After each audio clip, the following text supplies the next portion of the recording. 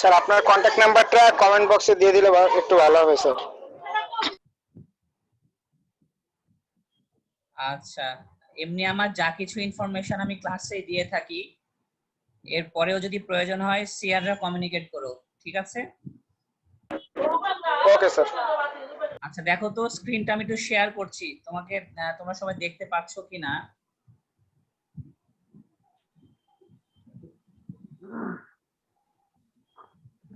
সবাই দেখতে পাচ্ছ? জি স্যার। জি স্যার, আসছে স্যার। জি স্যার, দেখা যাচ্ছে।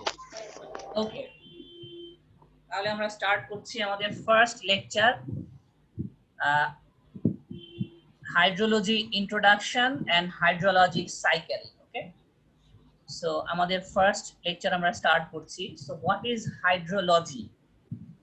এখানে একটা ডায়াগ্রাম আছে, যে ডায়াগ্রামের মধ্যে আমরা হাইড্রোলজির বিভিন্ন কম্পোনেন্ট বা এলিমেন্ট আছে সেগুলো আমরা দেখিয়েছি। আমরা আরো ডিটেইলস জানবো।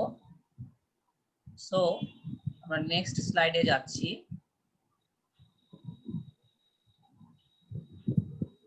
What is hydrology? তাহলে হাইড্রোলজিকে যদি আমরা একটু ভেঙে ভেঙে বলি তাহলে হাইড্রো আর লজি।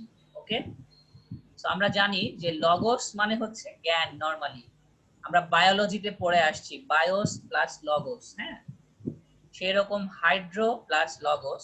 হাইড্রো মিন্স ওয়াটার আর লগোস মিন্স হচ্ছে জ্ঞান বা সায়েন্স বা নলেজ।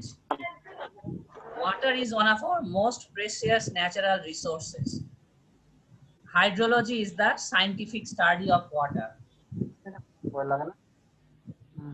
তাহলে হাইড্রোলজি মানে হচ্ছে scientific study of water. Hydrology is the science that deals with the occurrence, distribution and movement of water on the earth, including that in the atmosphere and below the surface of the earth. তাহলে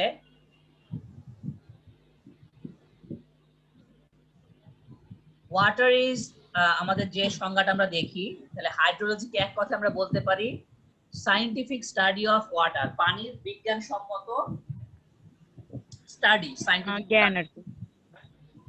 তোমাদের মাইক্রোফোনটা of রাখবা, ঠিক আছে? Mute রাখবা, যখন কথা বলবা বা আমি রেসপন্স চাইবো তখন অন করো। আর একটু ব্রড ডেফিনেশন আমরা বলতে পারি হাইড্রোলজি ইজ দ্য সায়েন্স, সেই বিজ্ঞান যেটা ডিল করে পানির অকারেন্স, অবস্থান, ডিস্ট্রিবিউশন, বন্টন এবং মুভমেন্ট, চলাচল of water on the earth, পৃথিবী পৃষ্ঠের উপরে, including that in the atmosphere, including বায়ুমণ্ডল, and below the surface of the earth, মানে মাটির উপরে এবং নিচে এবং ভূপৃষ্ঠে পানির অকারেন্স, ডিস্ট্রিবিউশন এবং মুভমেন্টকে যে সায়েন্স ডিল করে বা যে সায়েন্স আমরা এটা পড়াশোনা করি সেটাকে বলা হয় হাইড্রোলজি। সো ডেফিনেশন চাইলে সেকেন্ড এন্ড থার্ড পয়েন্টটা তোমাদের দিতে হবে। এটা হচ্ছে সিঙ্গেল একটা জাস্ট একটা সেন্টেন্স ডেসক্রাইব করার জন্য, আর থার্ড পয়েন্টটা হচ্ছে একটু ব্রিফ ডিটেইলস। কেন প্রয়োজন হাইড্রোলজিটা, আমাদের কি কারণে প্রয়োজন? Hydrology has evolved as a science in response to the need to understand the complex water system of the earth and help solving water related problems. তাহলে আমরা হাইড্রোলজিটা আমরা যখন জানি যে পানির যে কমপ্লেক্স ওয়াটার সিস্টেম, এটা আর্থের ওয়াটার সিস্টেমটা বেশ কমপ্লেক্স, এটা জানার জন্য এবং ওয়াটার রিলেটেড প্রবলেমটাকে আমরা কিভাবে সলভ করব সেটার জন্য হাইড্রোলজি ইজ এ বেস্ট টুল আমরা বলতে পারি ফ্রম সায়েন্স।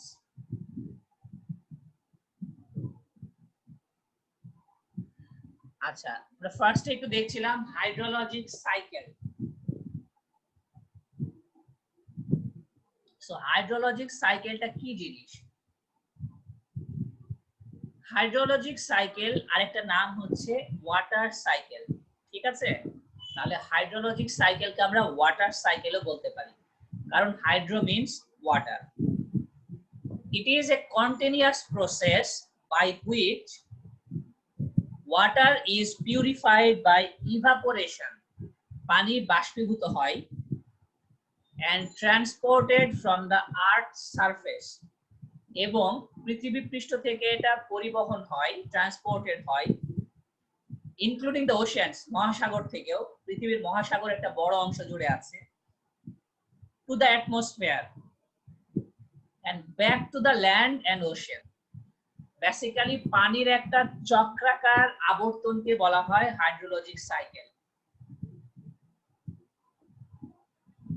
কেমন চক্রাকারে আবর্তন? আমরা জানি পানির তিনটা ফর্ম আছে। পানির তিনটা ফর্ম কি কি বলো তো, কেউ একজন রেসপন্ড করো। স্যার কঠিন, তরল এবং বায়বীয়। আচ্ছা, গুড। কঠিন, তরল এবং বায়বীয়। যদি ইংলিশে বলি তাহলে solid, liquid, solid, air, gas. Gas. জি স্যার। Solid, liquid, gas. তাহলে পানি যখন থাকে, আমরা যদি পানিকে ফুটাই চুলায়, তাহলে পানিটা বায়বীয় বা ভ্যাপার হয়ে যায়, ঠিক আছে? তাহলে সেটা বাতাসে চলে গেল। সেটা যদি একটু আমরা উপরে একটা আবরণ দিয়ে রাখি, একটা ঢাকনার মতো রাখি, তাহলে সেখানে বাধা পাবে। বাধা পেয়ে পানিটা আস্তে আস্তে শীতল হয়ে নিচে পড়বে তরল ফর্মে, এটা হচ্ছে লিকুইড। আবার সেই পানিটাকে যদি আমি একটু 0 ডিগ্রি সেলসিয়াসের নিচে নিয়ে যাই, তাহলে বরফ হয়ে যায়। এটা পানির তিনটা ফর্ম। সেই রকম পৃথিবী পৃষ্ঠে যত পানি আছে, এই পানি কোনো না কোনো ফর্মে থাকবে, হয় কঠিন, সলিড, অথবা লিকুইড, অথবা গ্যাস। নরমালি হাইড্রোলজিক সাইকেলে সেটাই বলে যে পানি ধরে নিচ্ছে তরল অবস্থায় আছে, তাহলে নদী, সাগর, মহাসাগরে পানিটা প্রথমে ইভাপোরেশন মানে বাষ্পীভূত হয়ে আকাশে চলে যাবে, বায়ুমণ্ডলে চলে যাবে।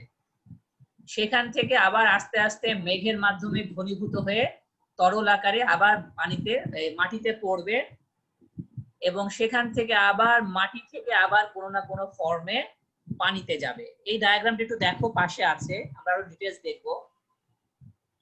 নদী থেকে ইভাপোরেশন হচ্ছে, সেটা থেকে বৃষ্টি হচ্ছে, বৃষ্টিকে আমরা বলি প্রেসিপিটেশন।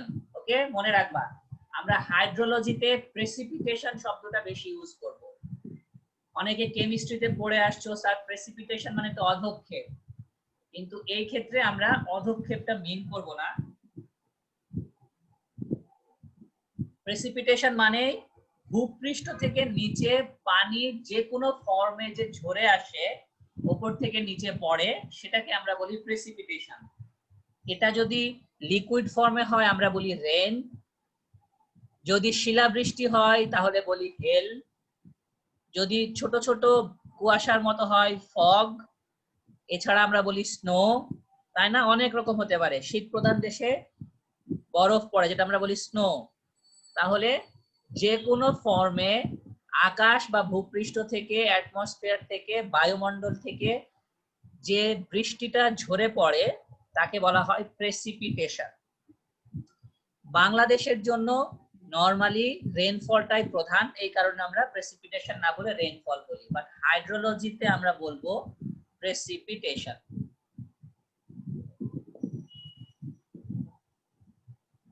তাহলে আমরা নেক্সট স্লাইড দেখছি। কম্পোনেন্ট, কি কি কম্পোনেন্ট থাকতে পারে হাইড্রোলজিক সাইকেলে? The major components of the hydrologic cycle are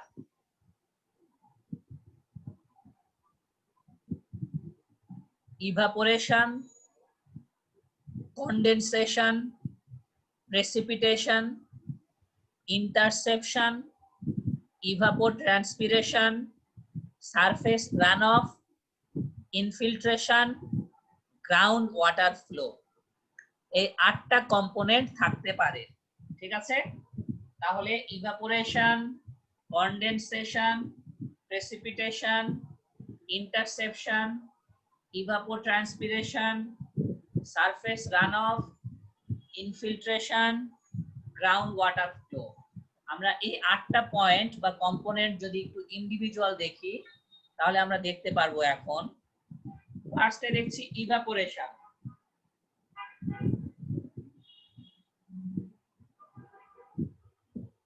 evaporation মানে বাষ্পীভবন, এটা আমরা সবাই জানি, তাই না? তোমরা সবাই এটা পড়ে আসছো। এটা কি হয় বলো তো কেউ একজন ইভাপোরেশনে?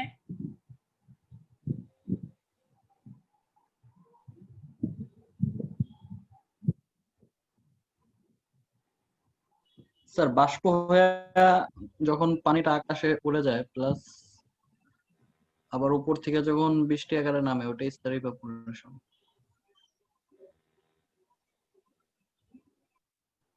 আর কেউ আরেকজন?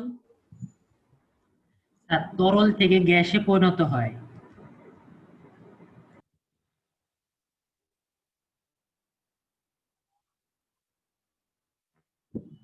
ওকে, ঠিক আছে। তাহলে যখন ইভাপোরেশন মানে বাষ্পীভবন কখন? যখন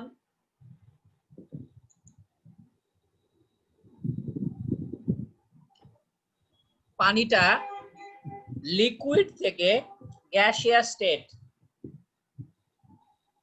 তরল অবস্থা থেকে বায়বীয় অবস্থায় যখন পরিবর্তন হয়, সেটাকে আমি বলি ইভাপোরেশন। তাহলে ইভাপোরেশন নরমালি কোথায় হয়? একটা সারফেসে হবে, পানির সারফেস, যেমন পন্ড, পুকুর, লেক। স্যার পুকুর, নদী, নালা, খাল, বিল স্যার যে কোনো মানে ওয়াটার সারফেস হতে পারে স্যার সেটা। হ্যাঁ, গুড, যে কোনো ওয়াটার সারফেস। তবে যত বেশি পানি থাকবে ওয়াটার সারফেসে তত বেশি ইভাপোরেশন বেশি হবে। তাহলে সমুদ্র, যা সি, আর ওশিয়ান, ওশিয়ান মানে হচ্ছে মহাসাগর, তাহলে ওশিয়ানে হচ্ছে সবচেয়ে বেশি মহাসাগর। হ্যাঁ ইভাপোরেশন হবে। নেক্সট আমরা দেখি কনডেনসেশন। এই ইভাপোরেশনের ডায়াগ্রামটা তোমরা দেখতে পাচ্ছো। এই ডায়াগ্রামের বাম পাশে একটা কনডেনসেশন ছিল অলরেডি, হ্যাঁ।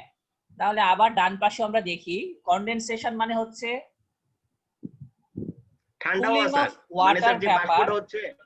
হ্যাঁ, কনডেনসেশন হচ্ছে ঘনীভবন, যেটা আমরা বাংলায় হচ্ছে ঘনীভূত হওয়া বা ঘনীভবন। তাহলে যে পানিটা বাষ্পীভূত হলো, সেই পানিটা যখন বাতাসে আস্তে আস্তে উপরে উঠবে, তখন উপরে অনেক ঠান্ডা বাতাস থাকে। সেই ঠান্ডা বাতাসটাকে আমরা বলি ওয়াটার ভ্যাপার বা জলীয় বাষ্প। এই জলীয় বাষ্পে আস্তে আস্তে পানিটাকে, যখন পানির যে বাষ্প কণাগুলো থাকে, জলীয় বাষ্পের কণা, সেগুলোকে আস্তে আস্তে শীতল করে দেয়। তাহলে when a large amount of water vapor condenses, it results in the formation of cloud. এরকম যখন অনেকগুলো ওয়াটার ভ্যাপার, জলীয় বাষ্প কনডেন্স হয়ে যায়, ঘনীভূত হয়ে যায়, তখন মেঘের সৃষ্টি হয়। একটা ডায়াগ্রাম আছে, তোমরা দেখতে পাচ্ছ নিচে পাশে, যে ইভাপোরেশন হলো সূর্যের আলোতে বাষ্পীভূত হলো। ইভাপোরেশনের জন্য হিট কিন্তু মাস্ট, হ্যাঁ। সেখান থেকে আস্তে আস্তে কনডেনসেশন বা ঠান্ডা হয়ে ঘনীভূত হলো। আমরা নেক্সট স্লাইডে যাচ্ছি। Precipitation. When the water in the clouds get too heavy, the water falls back to the earth is called precipitation. তাহলে যখন মেঘের মধ্যে পানির পরিমাণ বা জলীয় বাষ্পের পরিমাণ খুব বেশি হয়ে যাবে, মেঘ সেটাকে আর ধরতে পারবে না, ধারণ করতে পারবে না, তখন পানি আস্তে আস্তে নিচের দিকে, গ্র্যাভিটির কারণে, যেহেতু সে অনেক বেশি ভারী হয়ে যাচ্ছে, নিচের দিকে চলে আসবে। এই যে কোনো ফর্মে আসা, সেটাকে বলা হয় প্রেসিপিটেশন।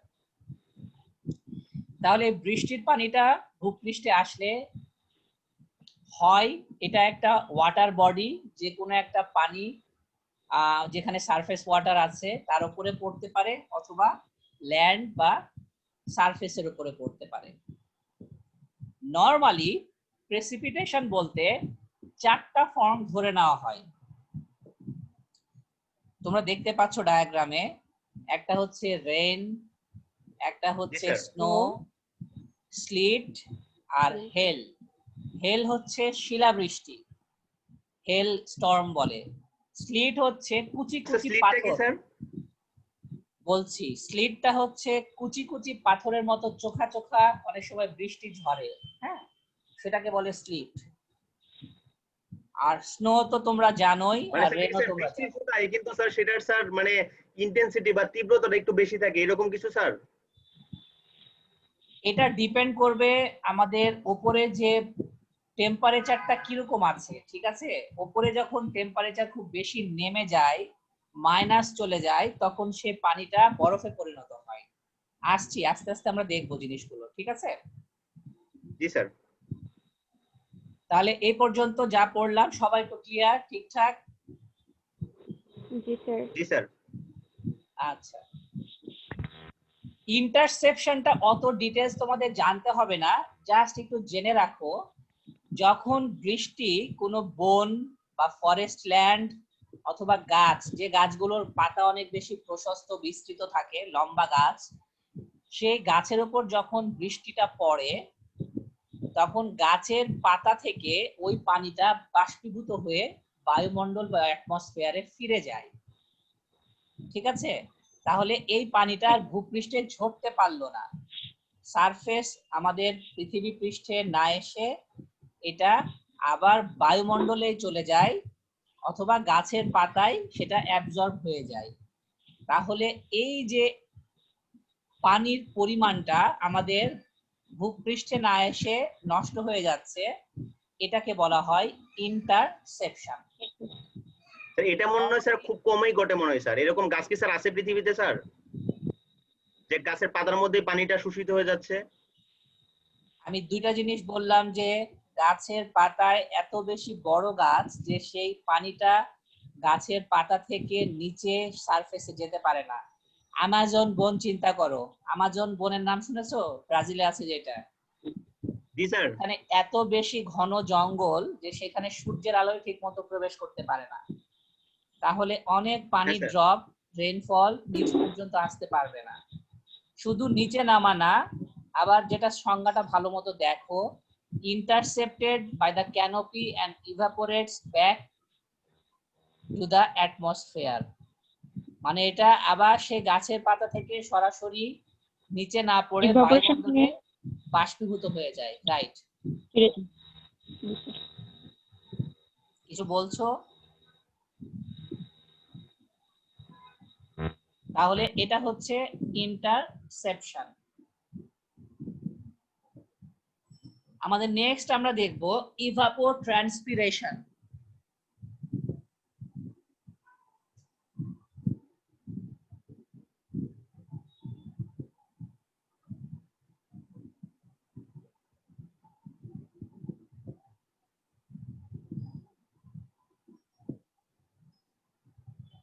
Evapotranspiration হচ্ছে is the sum of water evaporating from the land surface and transpiration by plants. তাহলে আমরা ট্রান্সপিরেশন আগে শুনেছি, হ্যাঁ, শ্বসন যেটা আমরা বলি, ইভাপোরেশনও শুনলাম। তাহলে ইভাপোট্রান্সপিরেশন একটা শব্দ, এটা দুইটার যোগফল, ইভাপোরেশন আর ট্রান্সপিরেশন। এখন এই ইভাপোট্রান্সপিরেশনে যদি মনে করো একটা গাছ আছে, একটা ডায়াগ্রাম তোমরা নিচে দেখতে পাচ্ছ, এই গাছে পাশে মনে করো কিছু একটা গর্ত মতো আছে যেখানে কিছু পানি জমে আছে, অথবা গাছের পাশে খুব প্রচুর বৃষ্টি হয়েছে তাই সেখানে মাটিতে পানি জমে আছে। এই যে ল্যান্ড সারফেস থেকে যখন পানিটা বাষ্পীভূত হয় আর গাছ থেকে যে পানি থাকে সেই পানিটা বাষ্পীভূত হয়, তখন ল্যান্ড সারফেস থেকে বলে ইভাপোরেশন, আর প্ল্যান্টস থেকে যেটা যায় সেটাকে বলে ট্রান্সপিরেশন। এই দুইটার যোগফলকে আমরা বলি ইভাপোট্রান্সপিরেশন। আচ্ছা, এই যে গাছ থেকে পানি কিভাবে বাষ্পীভূত হয় সেটা টেকনিকটা তোমরা জানো বা পড়ে আসছো, আমি একটু ডিটেইলস বলছি। গাছে যখন বৃষ্টি হয়, গাছ মূল থেকে পানিটা শোষণ করে, মাটি থেকে মূলের মাধ্যমে পানিটা শোষণ করে। সেই মূল থেকে পানিটা গাছ তার নিজের দেহে নিয়ে আসে এবং কাণ্ডের মধ্যে গাছ খাদ্য প্রস্তুত করে, এবং অতিরিক্ত যে পানি থাকে সেই পানিটা গাছ গাছের পাতার যে ছিদ্র থাকে, পত্ররন্ধ্র, আমরা পত্ররন্ধ্র বলি, ইংলিশে বলে স্টোমাটা, এই পত্ররন্ধ্রের মাধ্যমে সেটা বায়ুমণ্ডলে গাছ ছেড়ে দেয়। এই প্রসেসটাকে বলা হয় ট্রান্সপিরেশন। তাহলে ইভাপোরেশন আর ট্রান্সপিরেশন যোগ করলে হয় ইভাপোট্রান্সপিরেশন। অ্যাটমসফিয়ারিক ওয়াটার বা বায়ুমণ্ডলের যে পানি থাকে তার 90% আসে ইভাপোরেশন থেকে আর 10% আসে ট্রান্সপিরেশন থেকে। ঠিক আছে, তাহলে যে পানিটা বায়ুমণ্ডলে ফিরে গেল তার 90% যায় ইভাপোরেশন আর 10% যায় গাছের ট্রান্সপিরেশনের মাধ্যমে। নেক্সট আমরা দেখি সারফেস রান অফ। স্যার একটু রিপ্লে করেন আবার। আচ্ছা, কোন জায়গাটা প্রবলেম একটু বলো। ওই যে ইভাপোট্রান্সপিরেশন মানে 90% অ্যাটমসফেরিক থেকে যায় আসে আর 10% যাই হলো 10% আচ্ছা। যায়। আমাদের এই যে পৃথিবী থেকে যে পানিটা ইভাপোট্রান্সপিরেশন হয়ে বাষ্পীভূত হয়ে বায়ুমণ্ডলে চলে যাচ্ছে, এই যে পানিটা সারফেস থেকে গাছের মাধ্যমে বা বৃষ্টির যে সারফেসে জমা হলো এখান থেকে ইভাপোরেশন হয়ে যাচ্ছে, এই টোটাল পানিটার 90% যাচ্ছে ইভাপোরেশনের মাধ্যমে আর 10% যাচ্ছে ট্রান্সপিরেশনের মাধ্যমে। মানে গাছ থেকে যাচ্ছে 10% আর বিভিন্ন সারফেস ওয়াটার বা ল্যান্ড থেকে যে পানিটা ইভাপোরেশন হয় সেটা হচ্ছে 90%। এই পানিটা পুরোটাই যাচ্ছে বায়ুমণ্ডলে। ওকে, জি স্যার বুঝতে পারছি। আচ্ছা। স্যার তাহলে তো এই ইভাপোট্রান্সপিরেশন এটা মূলত হচ্ছে গাছের মাধ্যমে যেই মানে ভ্যাপরটা হচ্ছে ওটাকেই বোঝাচ্ছে, কারণ এমনিতে তো সারফেস ওয়াটার হলে সেটা ডিরেক্টলি ইভাপোরেট হয়। আর এখানে গাছ থেকে যাচ্ছে দেখে আমাদের হচ্ছে গাছের যে নিচে আমাদের ল্যান্ডে থাকবে ওইটা প্লাস হচ্ছে গাছে যেহেতু পাতায় আবার শ্বসন প্রক্রিয়া চলে, দ্যাটস ওয়াই হচ্ছে দুইটা মিলে আর কি ইভাপোট্রান্সপিরেশনটা হচ্ছে। এমনটা হ্যাঁ, কি স্যার? ইভাপোরেশন আসলে যে কোনো ইভাপোরেশন মানে পানির বাষ্পীভবন। হ্যাঁ, এখন ইভাপোরেশনটা হচ্ছে পানি তো আছে নরমালি সারফেসে থাকে, নদী নালা তারপরে সমুদ্র মহাসাগর ইত্যাদি, আর ল্যান্ড থেকেও কিছু পানি বাষ্পীভূত হয়। তো শুধুমাত্র যদি আমরা বলি পানি থেকে যেটা বাষ্পীভূত হয় তাকে আমরা শুধু বলি ইভাপোরেশন, শুধু ইভাপোরেশন বলি। আর যখন গাছের মাধ্যমে যাবে তখন এই গাছের পাশেও কিছু ল্যান্ড সারফেস থেকে পানি ইভাপোরেশন হয়, তখন আমরা বলবো ইভাপোট্রান্সপিরেশন একসাথে। এই ইভাপোরেশনটা কিন্তু সারফেস ওয়াটার ইভাপোরেশন বলে না, এটা গাছের পাশে যে ল্যান্ড আছে, যে মাটি আছে, সেই মাটিতে বৃষ্টি হলে তো কিছু পানি জমা থাকে তাই না, এই পানিটা যখন যায় ল্যান্ড থেকে বা সারফেস থেকে তখন আমি বলি ইভাপোট্রান্সপিরেশনের ক্ষেত্রে ইভাপোরেশনটা হয় সারফেস থেকে। বোঝা গেছে? জি স্যার, ক্লিয়ার। আচ্ছা, তাহলে নেক্সট আমরা যাব surface run of. Runoff is the portion of precipitation that did not evaporate. এখন ইন্টারেস্টিং ব্যাপার, এই যে আমাদের বৃষ্টি হলো, এই বৃষ্টিটা আমাদের আসলো বায়ুমণ্ডল থেকে, অ্যাটমসফিয়ার থেকে, সেইখান থেকে আমাদের কিছু বৃষ্টি বাষ্পীভূত হয়ে আবার বায়ুমণ্ডলে ফিরে গেল ইভাপোরেশনের মাধ্যমে। আর কিছু অংশ থাকলো যে অংশটা আমাদের বাষ্পীভূত হয় না, অর্থাৎ মাটির মধ্যে দিয়ে সেটা হয় মাটির নিচে প্রবেশ করে অথবা সারফেসের উপর দিয়ে প্রবাহিত হয়। যেটা মাটির নিচে চলে যায় সেটাকে আমরা বলি ইনফিল্ট্রেশন। তোমরা জিওটেকনিক্যাল ইঞ্জিনিয়ারিং পড়েছো মনে হয়, সেখানে দেখবা যে বৃষ্টি বা যে কোনো পানি যখন মাটির সারফেসে থাকে যেটা আস্তে আস্তে চুয়ে চুয়ে নিচে চলে যায় সেটাকে বলে ইনফিল্ট্রেশন। আর যেই পানিটা নিচে না প্রবেশ করে সারফেসের উপর দিয়ে ফ্লো করতে থাকে এবং কোনো না কোনো স্ট্রিম বা নদীতে যে মিশে সেটাকে আমরা বলি সারফেস রান অফ।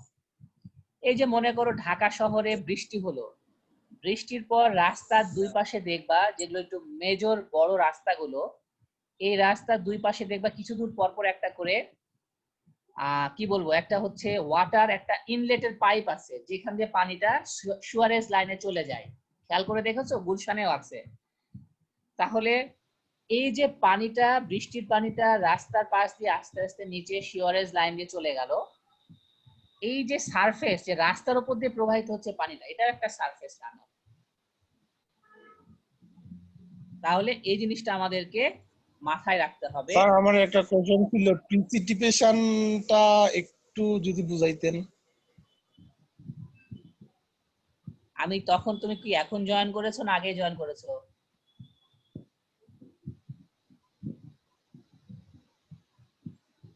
স্যার একটু আগে জয়েন করছি।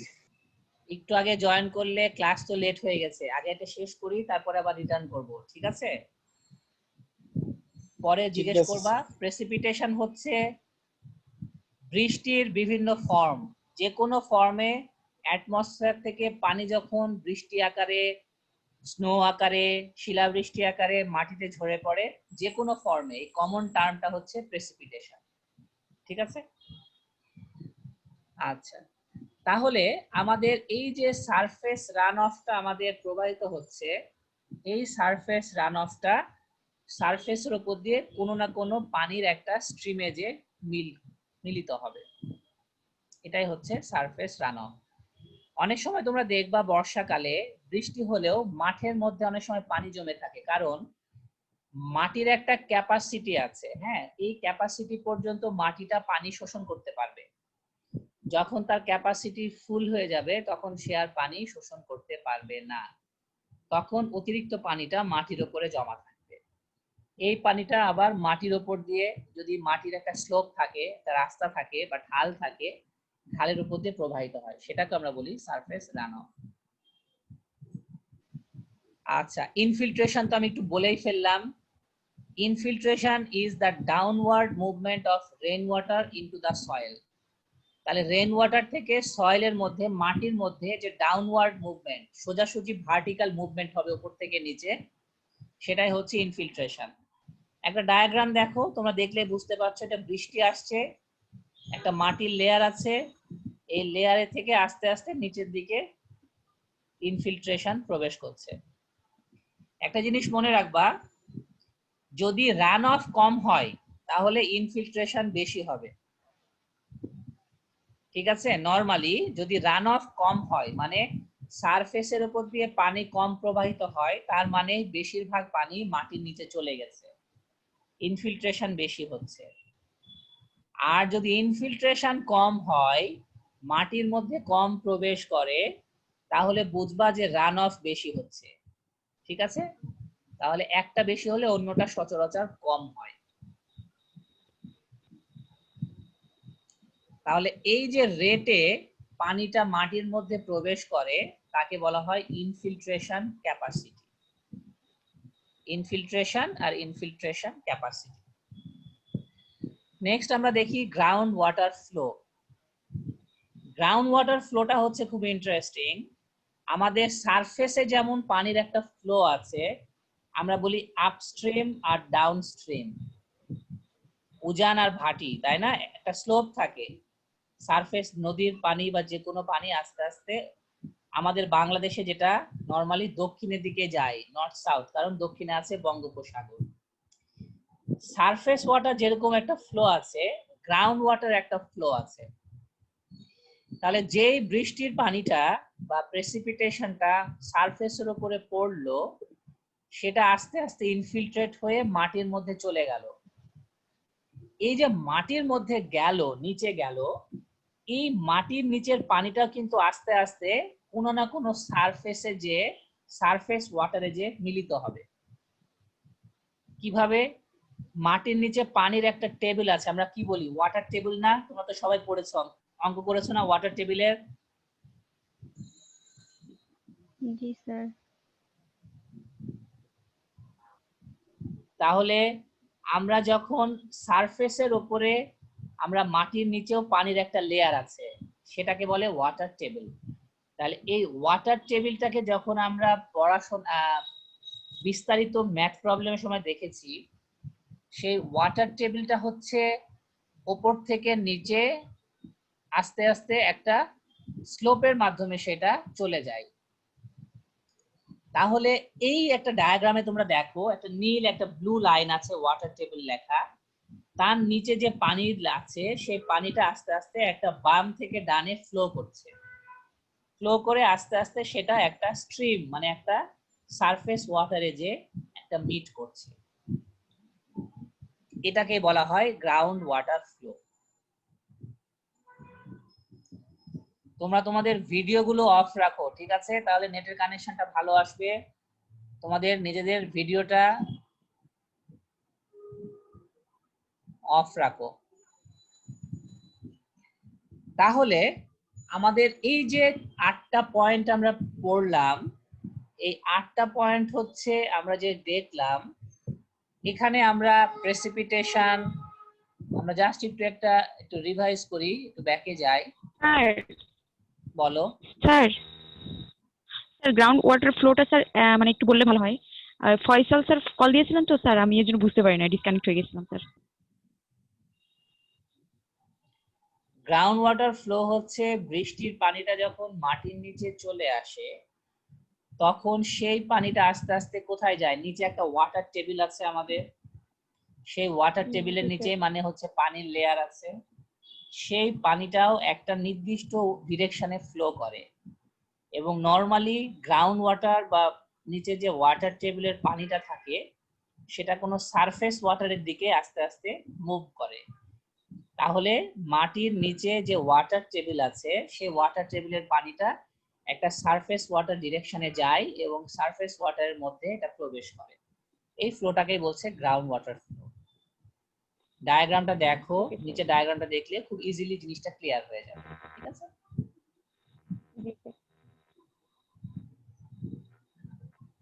নেক্সট আমরা দেখি Horton's representation of the hydrologic cycle. আমরা এটা খুব বেশি কিছু দেখব না, আমরা জানবো যে হর্টন একজন সায়েন্টিস্ট ছিলেন, উনি প্রথম হাইড্রোলজিক সাইকেলটা ইন্ট্রোডিউস করেন যার নাম হচ্ছে হর্টনস রিপ্রেজেন্টেশন, মানে উনি এটাকে রিপ্রেজেন্ট করেছিলেন ওনার মতো করে অফ দ্য হাইড্রোলজিক সাইকেল। একটা জাস্ট ইন্টারেস্টিং জিনিস হচ্ছে এটা কাউন্টার ক্লকওয়াইজ ম্যানারে মুভ করে, অর্থাৎ ঘড়ির কাঁটার উল্টো দিকে এটা মুভ করবে। এখানে বেসিক্যালি ওই উপাদানগুলোই আছে আমরা যেগুলো পড়লাম, কম্পোনেন্ট গুলো একটু ডিটেলসে আছে, তবে এটা আমাদের ঘড়ির কাঁটার বিপরীত, যেটা আমরা বলি অ্যান্টি ক্লকওয়াইজ বা কাউন্টার ক্লকওয়াইজে এটা মুভ করে। আমরা এটুকুই জানবো, এটা থেকে বেশি জানা দরকার নাই আমাদের। Horton's representation of the hydrologic cycle. Next আমরা দেখব ক্যাচমেন্ট এরিয়া। কিছু সংজ্ঞা আছে যে সংজ্ঞাগুলো আমাদের খুব ভালোভাবে পড়তে হবে, জানতে হবে। Catchment area, the area of land draining into a stream or a water course at a given location is called catchment area or drainage area or drainage basin. ঠিক আছে? তাহলে area of land draining into a stream or a water course মানে নালা অথবা যেখানে পানির flow আছে একটা গিভেন লোকেশন, একটা নির্দিষ্ট জায়গায়। তাহলে একটা নির্দিষ্ট জায়গায় একটা নালা বা ওয়াটার কোর্স থেকে যে এরিয়ার পানিটা আসতে পারে তাকেই বলা হয় ক্যাচমেন্ট এরিয়া বা ড্রেনেজ এরিয়া বা ড্রেনেজ বেসিন। আবার ইউএসএ তে নাম হচ্ছে ওয়াটারশেড, যদিও এটা আলাদা আর কি, এটা এক একটা নাম আছে। আমরা ক্যাচমেন্ট এরিয়া নামটা জানলেই ক্লিয়ার হব। একটা ডায়াগ্রাম আছে পাশে, দেখো ডায়াগ্রামে তোমাদের পরিষ্কারভাবে বলা হচ্ছে ক্যাচমেন্ট এরিয়াটা কোথায়, ইন্ডিকেট করা হচ্ছে অ্যারো দিয়ে। দেখা যাচ্ছে ক্লিয়ার?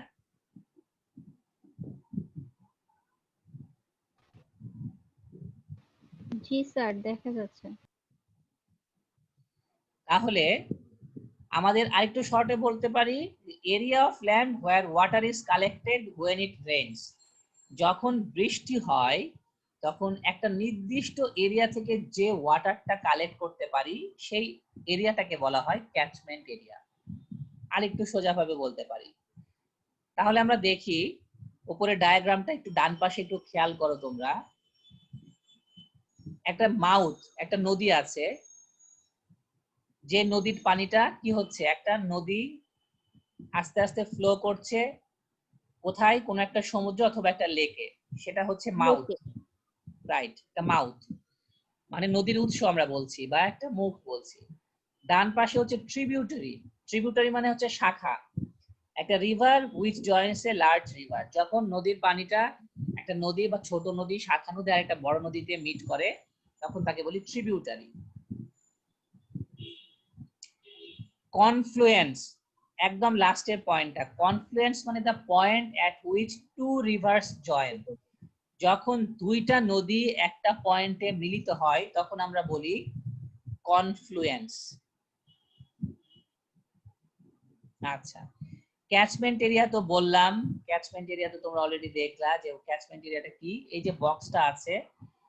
আর লাস্টের একটা হচ্ছে আমাদের ওয়াটারশেড বা ডিভাইড, একটা শব্দ আছে। A catchment area is separated from its neighboring areas by a ridge called divide বা watershed. তাহলে একটা ক্যাচমেন্ট এরিয়া যখন তার নেইবারিং এরিয়া বা প্রতিবেশী এরিয়া থেকে একটা রিজ দ্বারা পৃথক হয় তখন সেটাকে বলা হয় ওয়াটারশেড। ইউকে তে বলা হয় ওয়াটারশেড আর ইউএসএ তে বলা হয় ডিভাইড। অ্যারোতে দেখো একটা ওয়াটারশেড, তোমাদের একটা ডিভাইড লাইন দেওয়া আছে, একটা লাল ডট লাল লাইন দেওয়া আছে, যেখান থেকে তোমরা ক্লিয়ারলি বুঝতে পারছো এই লাল লাইনটাই হচ্ছে ডিভাইড, বামের লাইন থেকে ডানের পাশটা ডিভাইড, এটাই হচ্ছে ওয়াটারশেড।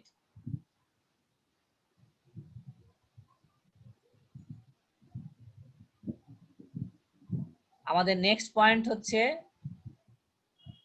Water budget equation. তাহলে এই যে আমাদের ওয়াটার বাজেট, স্যার বলো। স্যার একটু আগে যে স্লাইডটা পড়াইলেন কেজমেন্ট এরিয়া যেটা, তো ওইখানে স্যার আমাদেরকে যেটা দেখাইলেন যে মানে নদীর যে মাউথ যেটা দেখাইলেন ওইটার পরে হচ্ছে আমাদের ট্রিবিউটারি দেখাইছিলেন।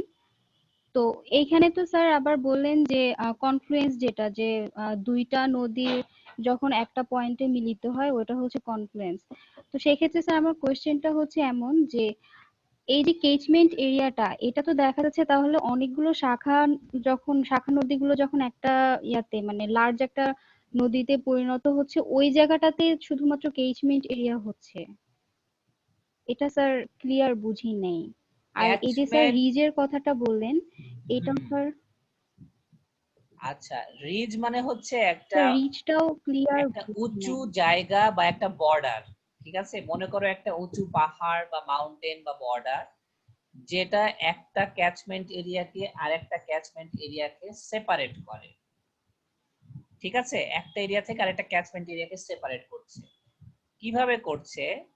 এই যে দেখো এই ডায়াগ্রামে বাম পাশের একটা মাউথ রিভার দেখিয়েছি, এটার জন্য ক্যাচমেন্ট এরিয়াটা হচ্ছে বাম পাশের অংশটা, লাল লাইনের বাম পাশের অংশটা, ঠিক আছে? আবার কনফ্লুয়েন্সটা হচ্ছে দুইটা নদীর মিলন স্থল।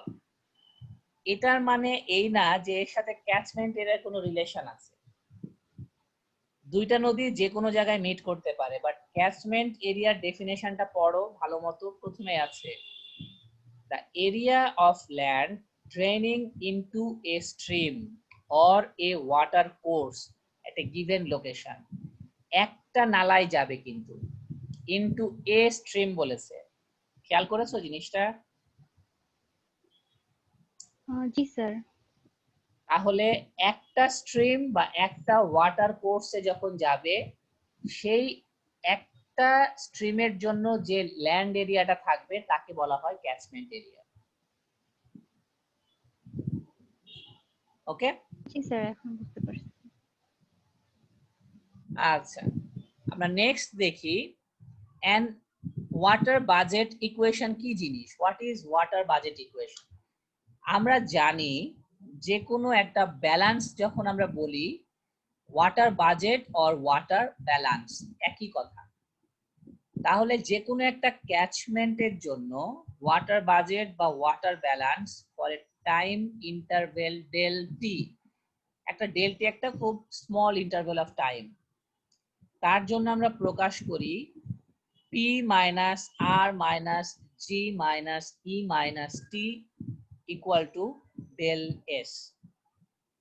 পি হচ্ছে প্রেসিপিটেশন, আর হচ্ছে সারফেস রান অফ, জি হচ্ছে গ্রাউন্ড ওয়াটার আউটফ্লো, ই হচ্ছে ইভাপোরেশন, টি হচ্ছে ট্রান্সপিরেশন, ডেল এস হচ্ছে চেঞ্জ ইন স্টোরেজ। মানে এই যে চেঞ্জ হলো তার পরিমাণ, স্টোরেজে কতটুকু চেঞ্জ থাকলো। এখন আমরা জানি যে কোনো ব্যালেন্স ইকুয়েশন মানে একটা ইনপুট আসবে, একটা আউটপুট আসবে। তাহলে ডান দিকে একটা ডায়াগ্রাম আছে, দেখো ওয়াটার বাজেট বা ওয়াটার ব্যালেন্স, যেটাকে আমরা মাস ব্যালেন্স বলি। Input minus output equal to change in storage. তাহলে ডেল এসটা হচ্ছে চেঞ্জ ইন স্টোরেজ। এখন তোমাদের যদি ইনপুট আর আউটপুটটা সেম হয়ে যায়, পরিমাণটা সেম থাকে, তাহলে আমাদের কোনো চেঞ্জ হবে না, ওটা জিরো হবে। কিন্তু যখনই ইনপুট বেশি থাকবে তখনই কিছু না কিছু চেঞ্জ থাকবে ডান পাশে ইকুয়েশনে। ইনপুট কি হতে পারে চিন্তা করে বলো? অবশ্যই প্রেসিপিটেশন, তাই না? বৃষ্টি, শিলাবৃষ্টি, স্নো, এইটাই হচ্ছে ইনপুট, কারণ বায়ুমণ্ডল থেকে পৃথিবীতে পানি আসে এর মাধ্যমে, এর বাইরে কোনোভাবে পানি আসা সম্ভব না। তাহলে আমাদের ইনপুট হচ্ছে প্রেসিপিটেশন। আউটপুট কি কি আছে? আউটপুটের মধ্যে বাকি চারটাই হচ্ছে আউটপুট। সারফেস রান অফ, মনে করো এটা সারফেসের উপর দিয়ে বাইরে চলে গেল। গ্রাউন্ড ওয়াটার আউটফ্লো, মাটির নিচ থেকে এটা বাইরে বের হয়ে গেল। ইভাপোরেশন বা ট্রান্সপিরেশন, এই চারটা পয়েন্টই হচ্ছে আমার আউটফ্লো। তাহলে প্রেসিপিটেশন হচ্ছে ইনফ্লো, আর বাকি চারটা পয়েন্ট আর জি ই আর টি হচ্ছে আমার আউটফ্লো। এই ইনফ্লো মাইনাস আউটফ্লো দিয়ে আমি পাচ্ছি চেঞ্জ ইন স্টোরেজ, মানে কতটুকু পানি স্টোর হলো, চেঞ্জটা কতটুকু থাকলো। এটাই হচ্ছে এই ইকুয়েশনটাকে বলা হয় ওয়াটার বাজেট ইকুয়েশন বা ওয়াটার ব্যালেন্স ইকুয়েশন। ক্লিয়ার? জি স্যার।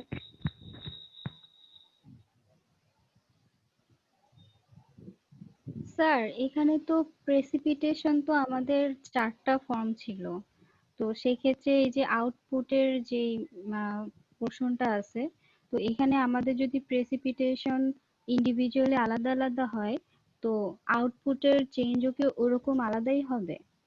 মানে আমি বলতে প্রেসিপিটেশন চাচ্ছি যে আলাদা হবে মানে প্রেসিপিটেশন যদি এখানে হয়, প্রেসিপিটেশন আলাদা না, প্রেসিপিটেশনের মানে চারটা ফর্ম, হ্যাঁ, যে কোনো ফর্মে প্রেসিপিটেশন হতে পারে। হ্যাঁ, প্রেসিপিটেশন মানে সব কয়টার যোগফল হবে, ঠিক আছে? বৃষ্টি, শিলাবৃষ্টি, কুয়াশা, ও আচ্ছা আচ্ছা, স্নো, সবকিছু মিলে প্রেসিপিটেশন, ঠিক আছে? জি স্যার ঠিক আছে। রেসিডেন্স টাইম, আমাদের এই স্লাইডের মধ্যে আজকে দুটা স্লাইড দেখবো, এটা হচ্ছে first slide. Residence time, residence টাইমটা হচ্ছে average duration for a water molecule, মানে পানির একটা অণু, ঠিক আছে, to pass through a subsystem of the hydrologic cycle. Hydrologic সাইকেলের একটা সাবসিস্টেম পার করতে পানির একটা অণুর যে অ্যাভারেজ সময়, গড় সময় প্রয়োজন, সেটাকে আমরা বলি রেসিডেন্স টাইম। তাহলে হাইড্রোলজিক সাইকেল তো মনে করো অনেক কয়টা স্টেপ আছে, তাই না? অনেকগুলো কম্পোনেন্ট আছে। এর মনে করো যে কোনো একটা কম্পোনেন্ট, মনে করো প্রেসিপিটেশন হতে পারে, ইভাপোরেশন হতে পারে, যাই হোক না কেন, এই একটা কম্পোনেন্টকে আমি যদি আইডেন্টিফাই করি, তাহলে এই একটা কম্পোনেন্টকে পার করতে একটা পানির অণুর যে অ্যাভারেজ ডিউরেশন বা গড় সময় প্রয়োজন তাকে বলা হয় রেসিডেন্স টাইম।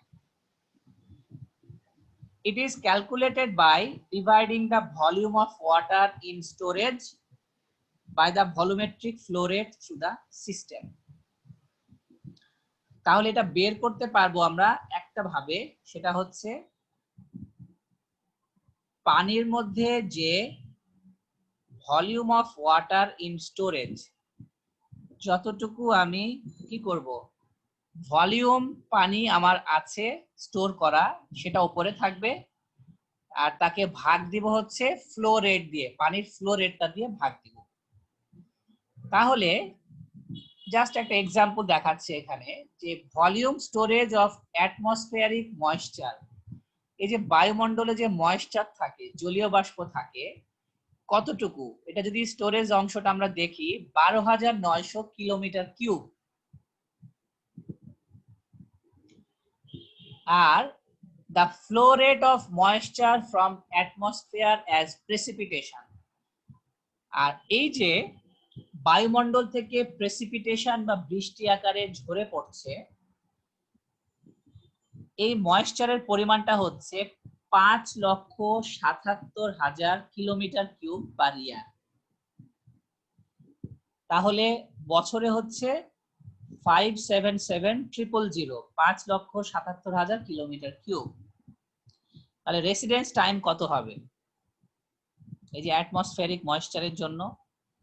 তাহলে রেসিডেন্স টাইম হবে ময়েশ্চারের জন্য স্টোরেজ মানে 12,900 kilometre cube divided by 5,77,000 kilometre cube per year.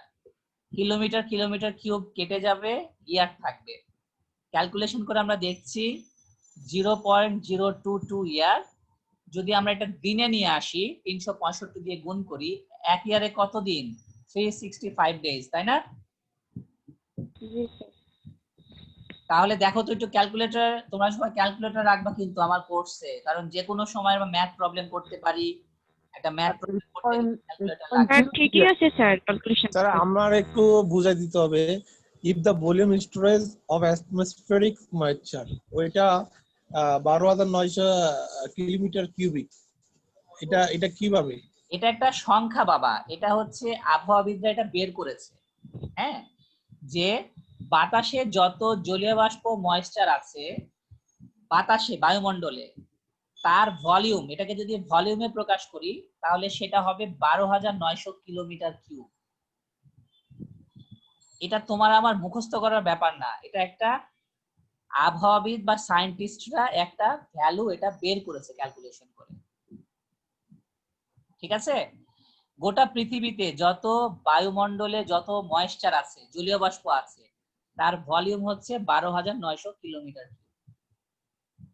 Kilometre cube মানে চিন্তা করেছো কত বড়? 1 কিলোমিটার তো অনেক বড়। 1 কিলোমিটার দৈর্ঘ্য, 1 কিলোমিটার প্রস্থ, 1 কিলোমিটার উচ্চতা, এই তিনটা হলে হয় 1 কিলোমিটার কিউব। সেটার আবার 12,900 গুণ। ঠিক আছে? স্যার 3 কি জি, কখনো স্যার। পয়েন্টে হবে না, পূর্ণ সংখ্যায় হবে? আবার বলো, বুঝতে পারলাম না।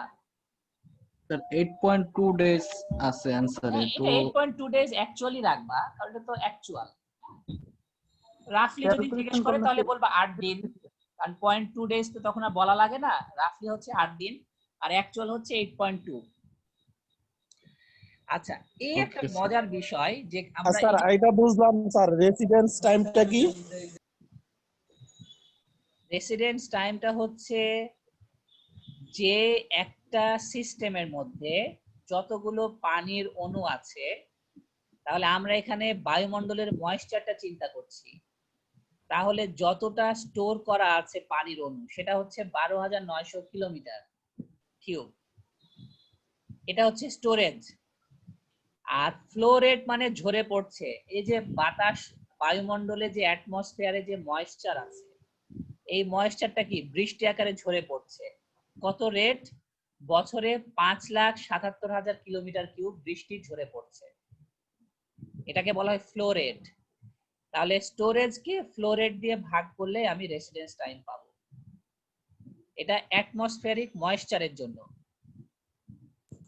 মানে হলো 8.2 দিন লাগবে এটা, মানে ওই ইয়েটা জয়রা পড়তে পৃথিবীতে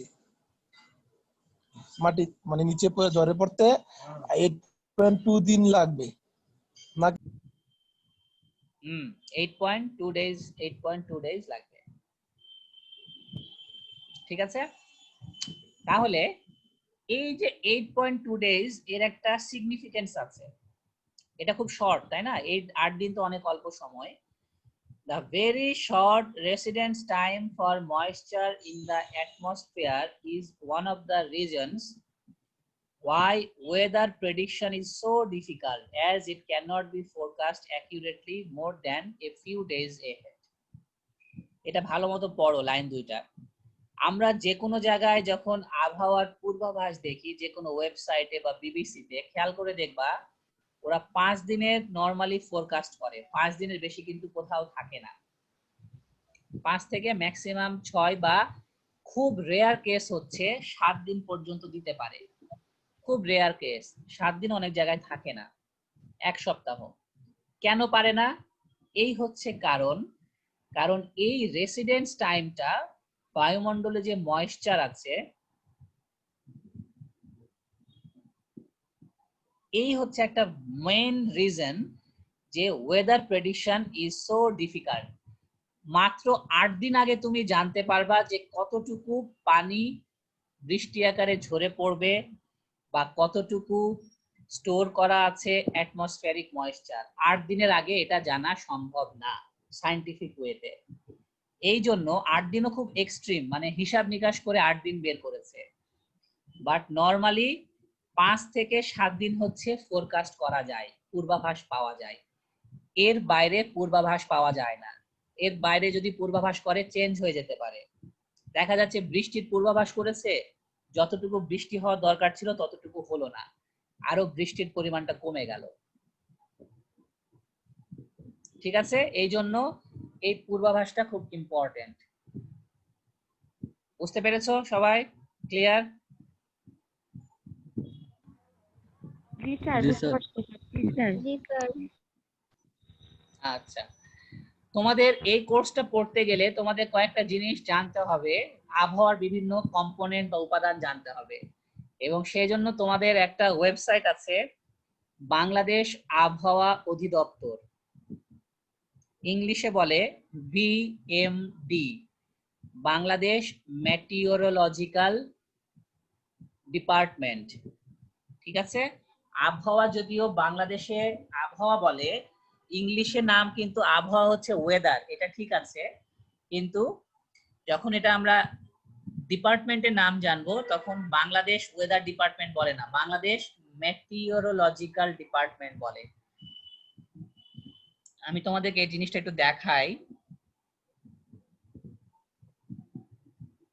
আমার স্ক্রিনটা কি দেখা যাচ্ছে তো নাকি? দেখা যাচ্ছে স্যার।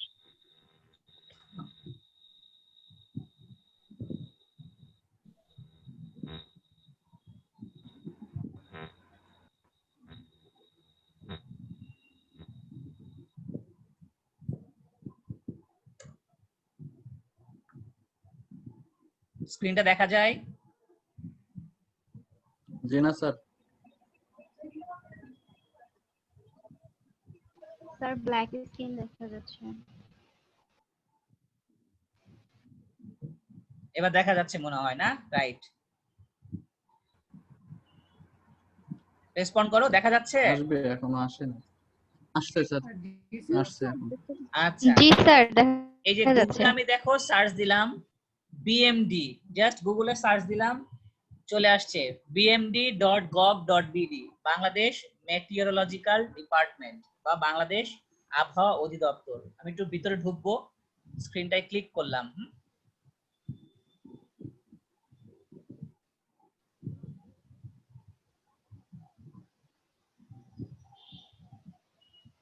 দেখতে পাচ্ছ?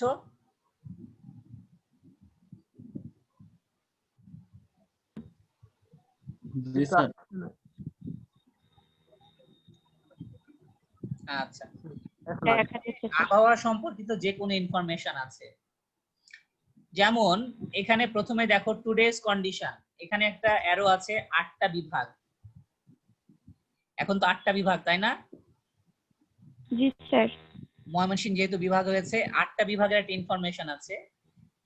Maximum temperature 33.1 degree Celsius, minimum temperature 25 degree, partly cloudy, sunrise হচ্ছে 6:01 AM, সানসেট হচ্ছে 5:38 PM। এটুকু জেনারেল ইনফরমেশন গেল। তাহলে সূর্যোদয়, সূর্যাস্ত, maximum temperature, minimum temperature. Rainfall 0 millimetre. রংপুরে আজকে কোনো বৃষ্টি হয় নাই, ঠিক আছে, কিন্তু ঢাকাতে তো হয়েছে। আমরা ঢাকাটা একটু দেখি তো।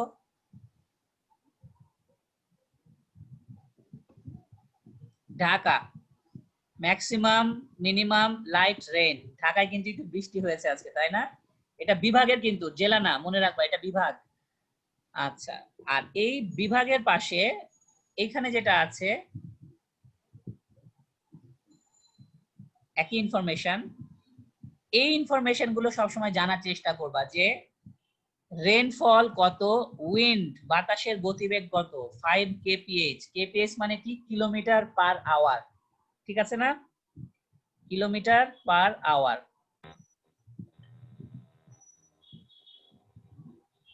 Hello sir. বলো। স্যার ওই যে পাস্ট ইন ওয়েদার যেটা ইন্টারন্যাশনালি, ওই যে আমাদের অফিসে ডেইলি রিপোর্ট এবং ডেইলি ওয়ার্ক প্রোগ্রাম করার সময় পাস্ট ইন ওয়েদারে শুধু ম্যাক্সিমাম টেম্পারেচার এবং টেম্পারেচার ল যেটা সেটা চলে আসে অলরেডি। আর একটা এইটাতে না ঢুকে অন্য লিংকেও দেখা যায় স্যার। হ্যাঁ সেটা তো আছে, ওটা আমি ডিটেইলস বলছি। তোমরা নিজেরাই যারা এটা জানো বা জব করো, আস্তে আস্তে এখানে বাম পাশে অনেকগুলো বাটন আছে, হ্যাঁ, স্ক্রল ডাউন করা যায়। এই বাটন গুলো দিলে তোমরা যে কোনো জিনিস জানতে পারবা।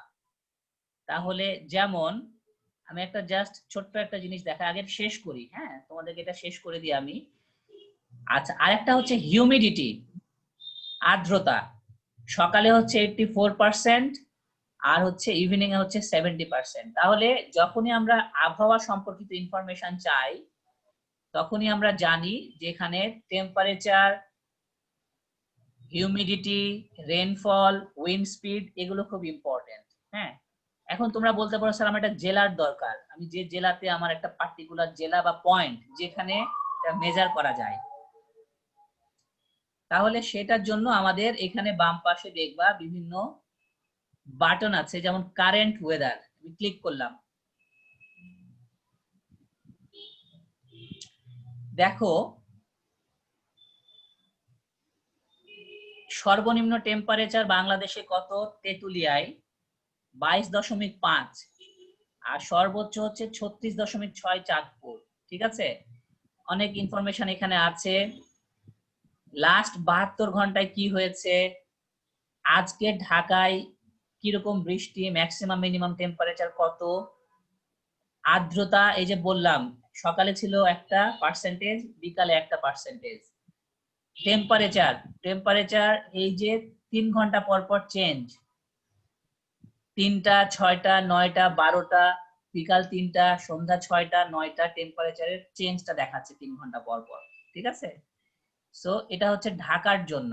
এরকম দেখো এখানে বিভাগেরই আছে, স্টেশন 8টা বিভাগে 8টা পয়েন্ট আছে, এটা হচ্ছে স্টেশন। আরেকটা হচ্ছে স্বয়ংক্রিয় আবহাওয়া স্টেশন, একই ফরম্যাটে আছে আর কি, চাইলে দেখতে পারবা। আরেকটা হচ্ছে ফোরকাস্ট, আমি একটা ফোরকাস্টিং দেখব, ঠিক আছে, পূর্বাভাস দেখব। এই যে এখানে হচ্ছে উপজেলা স্পেসিফিক ফোরকাস্টও আছে, ঠিক আছে। অনেক রকম ইনফরমেশন আছে, তোমরা চাইলে এখান থেকে যে কোনো জিনিস এখান থেকে দেখতে পারো যেগুলো অ্যাভেলেবল, ঠিক আছে। সো এই ইনফরমেশন গুলো তোমাদের জানা থাকতে হবে। এই ওয়েবসাইটটা তোমরা জানা শিখবা, এটা কিন্তু হাইড্রোলজি যারা পড়ে তাদের জন্য এই ইনফরমেশন গুলো খুব ইম্পর্টেন্ট, আমাদের এই জিনিসগুলো জানতে হবে। এখানে তো স্যার সব জেলার দেয়া নাই, যেমন স্যার নাটোরেরটা দেয়া নাই। ওইখানে কোনো ওয়েদার ফোরকাস্টিং ইনস্ট্রুমেন্ট বা ওই জেলায় কোনো অফিস বা শাখা অফিস নাই, এই কারণে দেওয়া নাই। সব জেলায় আছে এরকম না কিন্তু। আবার অনেক উপজেলাও পাবা, ঠিক আছে? জেলা শহরের সাথে অনেক দুই একটা উপজেলাও পাবা, কিন্তু অনেক জেলাতেও পাবা না, কারণ যে যে পয়েন্টটা তারা মনে করেছিল তারা ওইখানে সেট করেছে, ওই পয়েন্ট বা ওই লোকেশনের ইনফরমেশন পাওয়া যাবে, ঠিক আছে? যেমন বন্যার পূর্বাভাস হয়, হ্যাঁ, বন্যায় দেখবা কি যে বলে না যে আজকে পদ্মা নদীতে বা অমুক জেলার অমুক উপজেলায় পদ্মা নদীর পানি বিপদ সীমার 5 সেন্টিমিটার উপর দিয়ে প্রবাহিত হচ্ছে, বলে তো, তাই না? জি স্যার। জি স্যার। হ্যাঁ, তাহলে ওই যে যে পয়েন্ট গুলো আছে, নদীর কিন্তু সব জায়গায় মেজার করতে পারবে না, একটা নির্দিষ্ট পয়েন্ট আছে। পানি উন্নয়ন বোর্ড বা ওয়াটার ডেভেলপমেন্ট বোর্ড বাংলাদেশ, পাউবো যেটা আমরা বলি, পানি উন্নয়ন বোর্ড তাদের প্রত্যেকটা নদীর কোন কোন লোকেশনে কোন কোন উপজেলায় কিছু স্কেল আছে যার মাধ্যমে তারা এটা মেজার করতে পারে। তোমাদের যদি বাড়ি ওই স্কেলের আশেপাশে হয়ে থাকে, অনেক সময় নদীতে বা নৌকাতে ভ্রমণ করলে স্কেলটা দেখা যায়, হ্যাঁ, একটা লাল স্কেল থাকে, খেয়াল করে দেখতে পারো। তাহলে এরকম সব জায়গাতে এটা সম্ভব হয় না, যেখানে যেখানে আছে সেই ইনফরমেশন গুলো তারা দিয়ে থাকে। যাই হোক, আমি তোমাদেরকে দেখালাম এটা, যে ইনফরমেশন গুলো তোমাদের এটা ভালো মতো জানতে হবে এবং মাঝে মাঝে পড়ে দেখবা, জিনিসগুলো কি বোঝার চেষ্টা করবা, তাহলে হাইড্রোলজি সম্পর্কিত বিভিন্ন ইনফরমেশন তোমরা জানা শিখবা, ঠিক আছে? ওকে, আমরা আসি এখন আবার ব্যাক করি।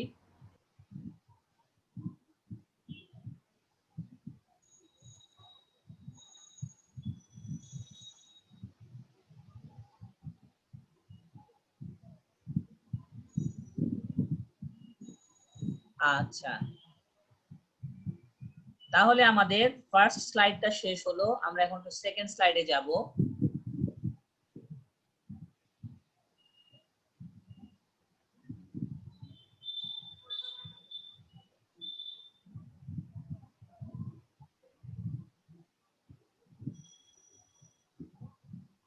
স্যার একটা প্রশ্ন ছিল। আচ্ছা, স্ক্রিনটা দেখা যায়? জি স্যার। জি স্যার। হ্যাঁ, বলো, কোশ্চেন বলো।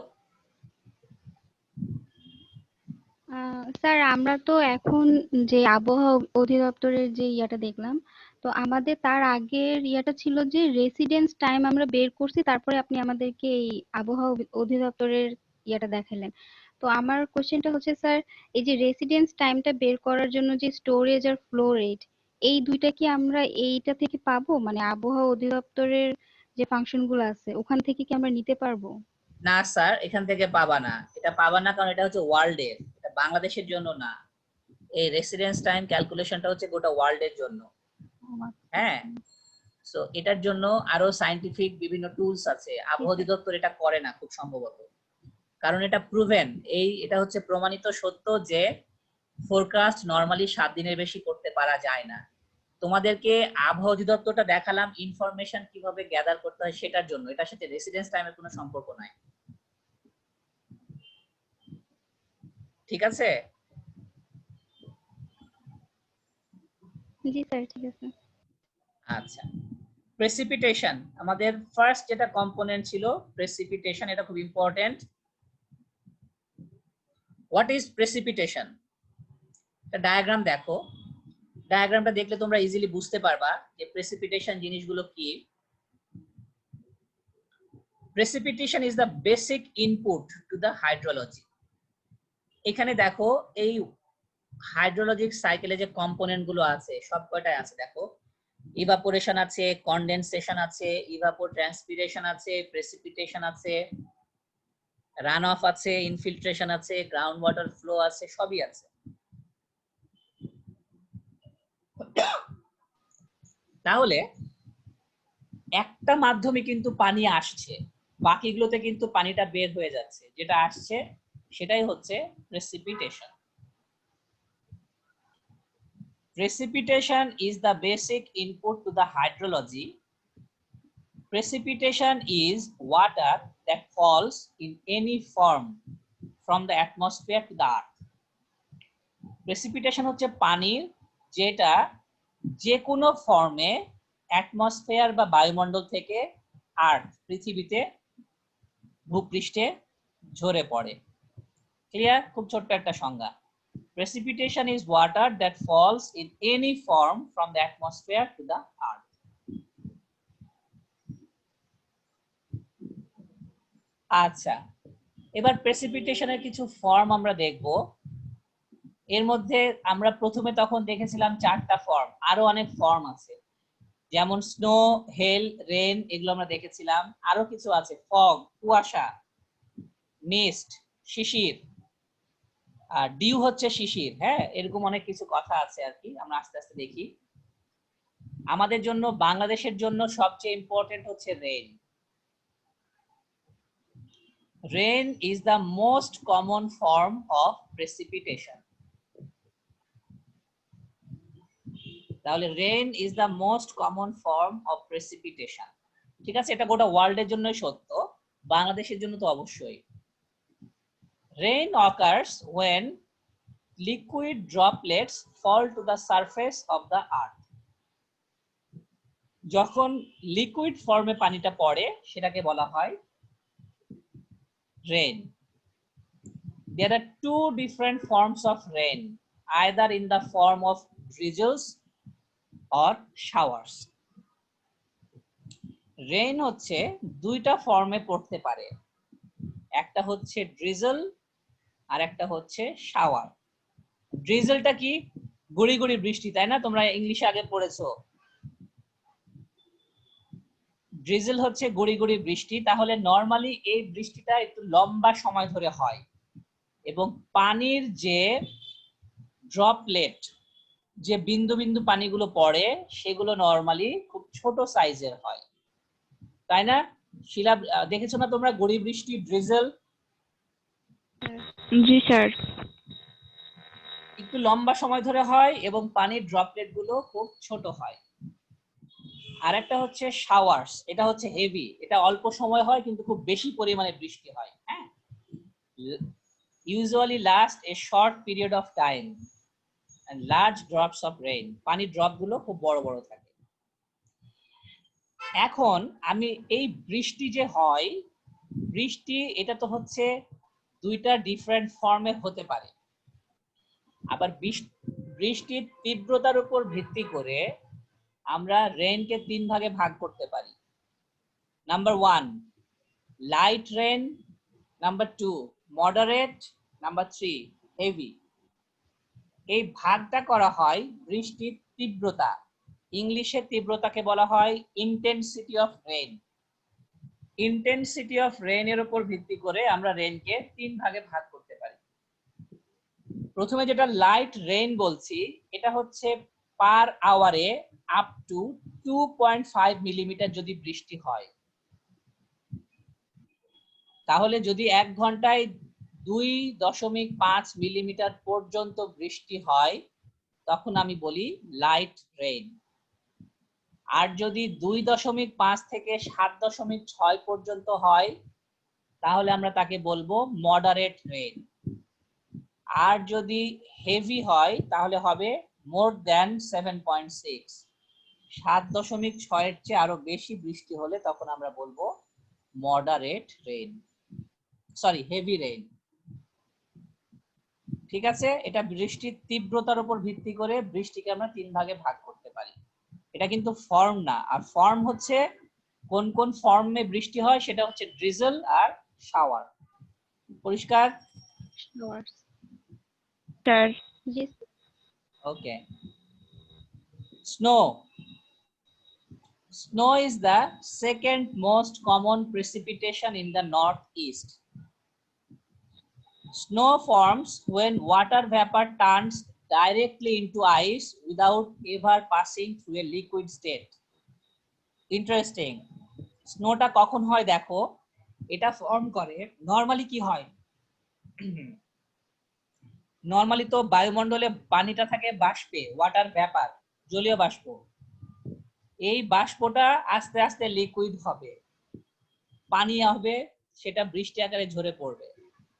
যদি জলীয় বাষ্পটা লিকুইডে না যেয়ে সরাসরি সলিড মানে আইস হয়ে যায় তাহলে আমরা তাকে বলবো যে স্নো ফর্ম করেছে।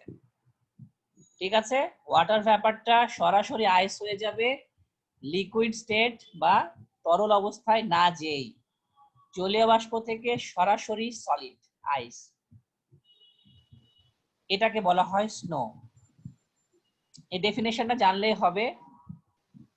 এত ডিটেলস নিচের ইনফরমেশন গুলো তোমাদের জানার জন্য, যদি কখনো মনে করো এটা পড়বা, পড়তে পারো, বাট ডেফিনেশন গুলো ইম্পর্টেন্ট।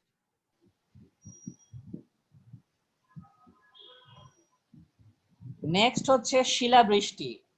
শিলাবৃষ্টিকে আমরা বলি হেল বা হেল স্টর্ম অনেক সময় বলা হয়।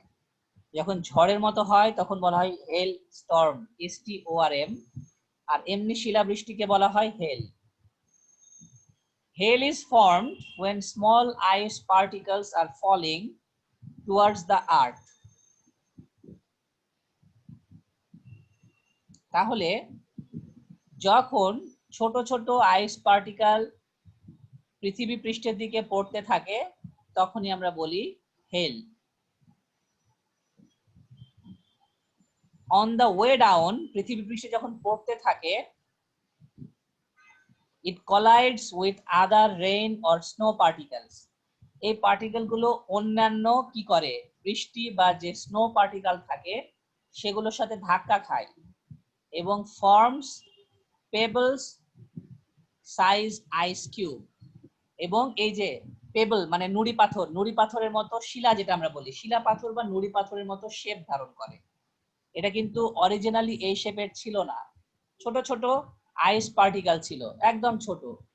সেটা ভূপৃষ্ঠে নামার সময় বৃষ্টি অথবা স্নোর অন্যান্য পার্টিকেলের সাথে ধাক্কা খায় এবং একসাথে ওটা অ্যাড হয়ে আস্তে আস্তে ভারী হয়ে নেমে আসে। পেবল মানে হচ্ছে নুড়ি পাথর বা শিলা পাথর যেটা আমরা বলি, তারপরে পেবল সাইজ আইস কিউবে পরিণত হয়। ফগ, ফগ বলতে আমরা কি বলি, কুয়াশা। কুয়াশা আর মেঘের মধ্যে কিন্তু কোনো ডিফারেন্স নাই, যদিও তোমরা হয়তো শুনে মজা পাবা। There is really no difference between fog and the clouds that are high in the sky. যে মেঘটা আকাশের অনেক উপরে আছে তার সাথে কুয়াশার কোনো পার্থক্য নাই।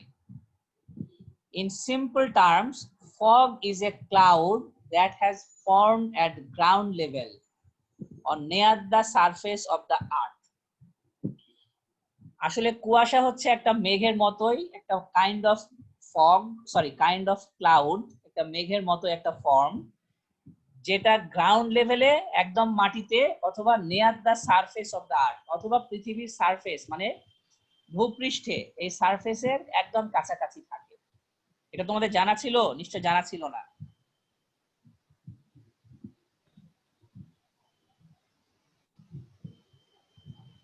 না স্যার, জানা ছিল না স্যার। হ্যাঁ, তাহলে ফগ হচ্ছে বেসিক্যালি ক্লাউড, যেটা মাটির কাছাকাছি অথবা গ্রাউন্ড সারফেসে ফর্ম করে।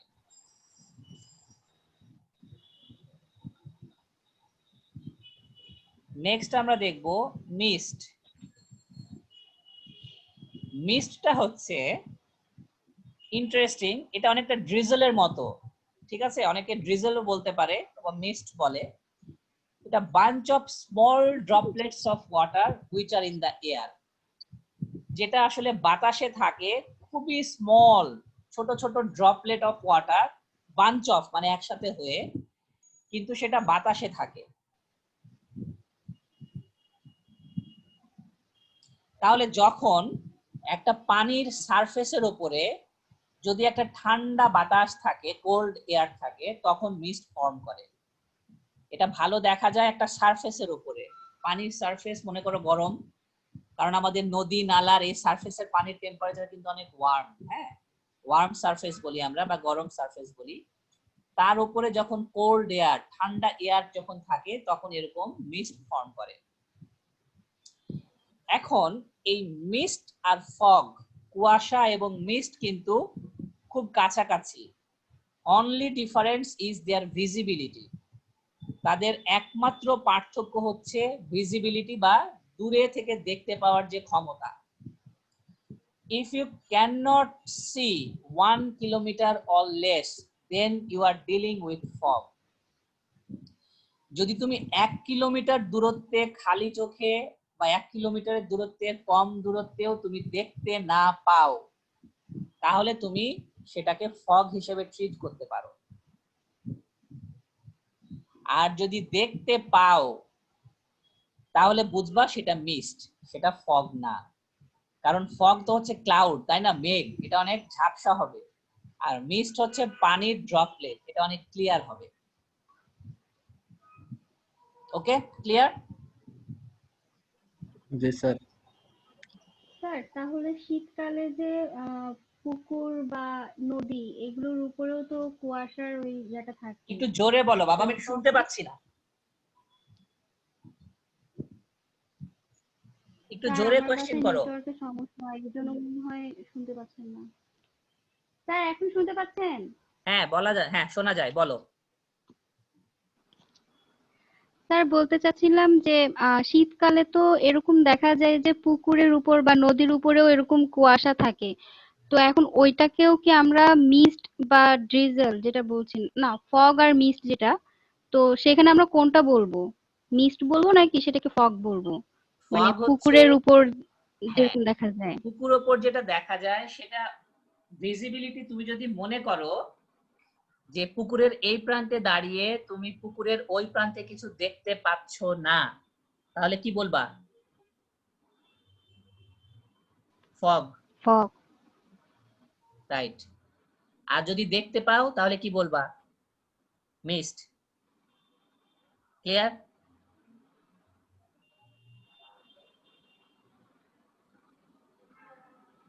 বোঝা গেছে বাবা? জি স্যার, বুঝতে পারছি। আচ্ছা, গ্লেজটা তোমাদের পড়ার দরকার নাই, গ্লেজটা হচ্ছে প্রয়োজন নাই। আমাদের নেক্সট হচ্ছে খুব ইম্পর্টেন্ট, প্রেসিপিটেশন মেজারমেন্ট। আমরা কিভাবে প্রেসিপিটেশন মাপবো? নরমালি একটা জিনিস মনে রাখবা, তোমরা স্টর্ম মানে পড়েছো মনে হয় কি, ঝড়, তাই না, এর আগে? জি স্যার। এরপর থেকে হাইড্রোলজি পড়লে স্টর্ম মানে বুঝবা হেভি রেইন। ঠিক আছে, হাইড্রোলজিতে স্টর্ম মানে হচ্ছে হেভি রেইন। এরপর থেকে এভাবে চিন্তা করবা, ঝড় বৃষ্টি চিন্তা করবা না, তীব্র বৃষ্টি, এই কথাটা মনে রাখবা। তাহলে যখন আমি হেভি রেইন ক্যারেক্টারিস্টিক্স থাকবে তখন আমি 4টা ফ্যাক্টরস চুজ করতে পারি এই বৃষ্টির পরিমাণটা জানার জন্য বা মাপার জন্য। নাম্বার 1, ডেপথ, কতটুকু বৃষ্টি হয়েছে বা ঝরে পড়েছে, অ্যামাউন্ট অফ প্রেসিপিটেশন। এই অ্যামাউন্ট অফ প্রেসিপিটেশনটাকে বলা হয় ডেপথ। এটাকে নরমালি ইঞ্চ অথবা সেন্টিমিটারে মাপা হয়।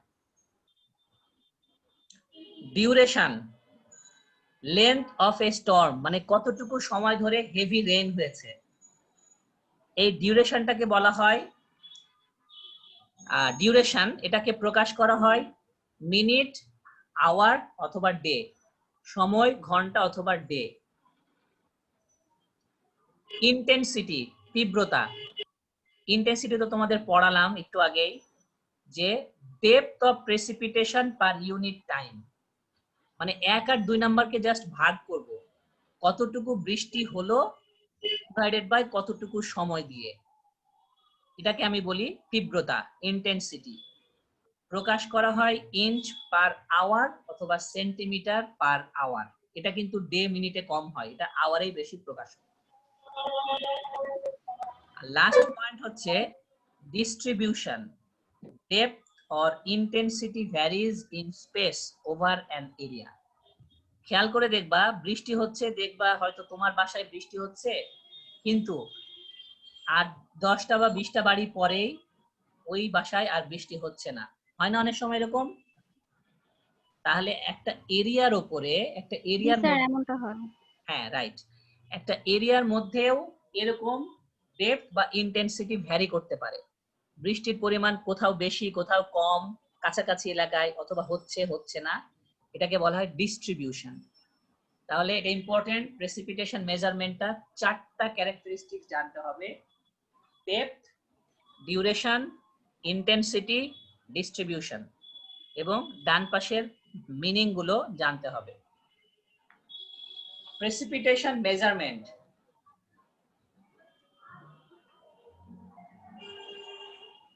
এই যে বৃষ্টি আমরা মাপবো, এই মেজারমেন্ট অফ প্রেসিপিটেশন, এটা আমরা বাংলাদেশের জন্য রেইনটাই পড়ব, স্নো পড়ব না। অনেক ডিভাইসের মাধ্যমে জানা যায়, তার মধ্যে রাডার আর স্যাটেলাইট হচ্ছে এখন খুব কমন। স্যাটেলাইট মানে কৃত্রিম উপগ্রহ।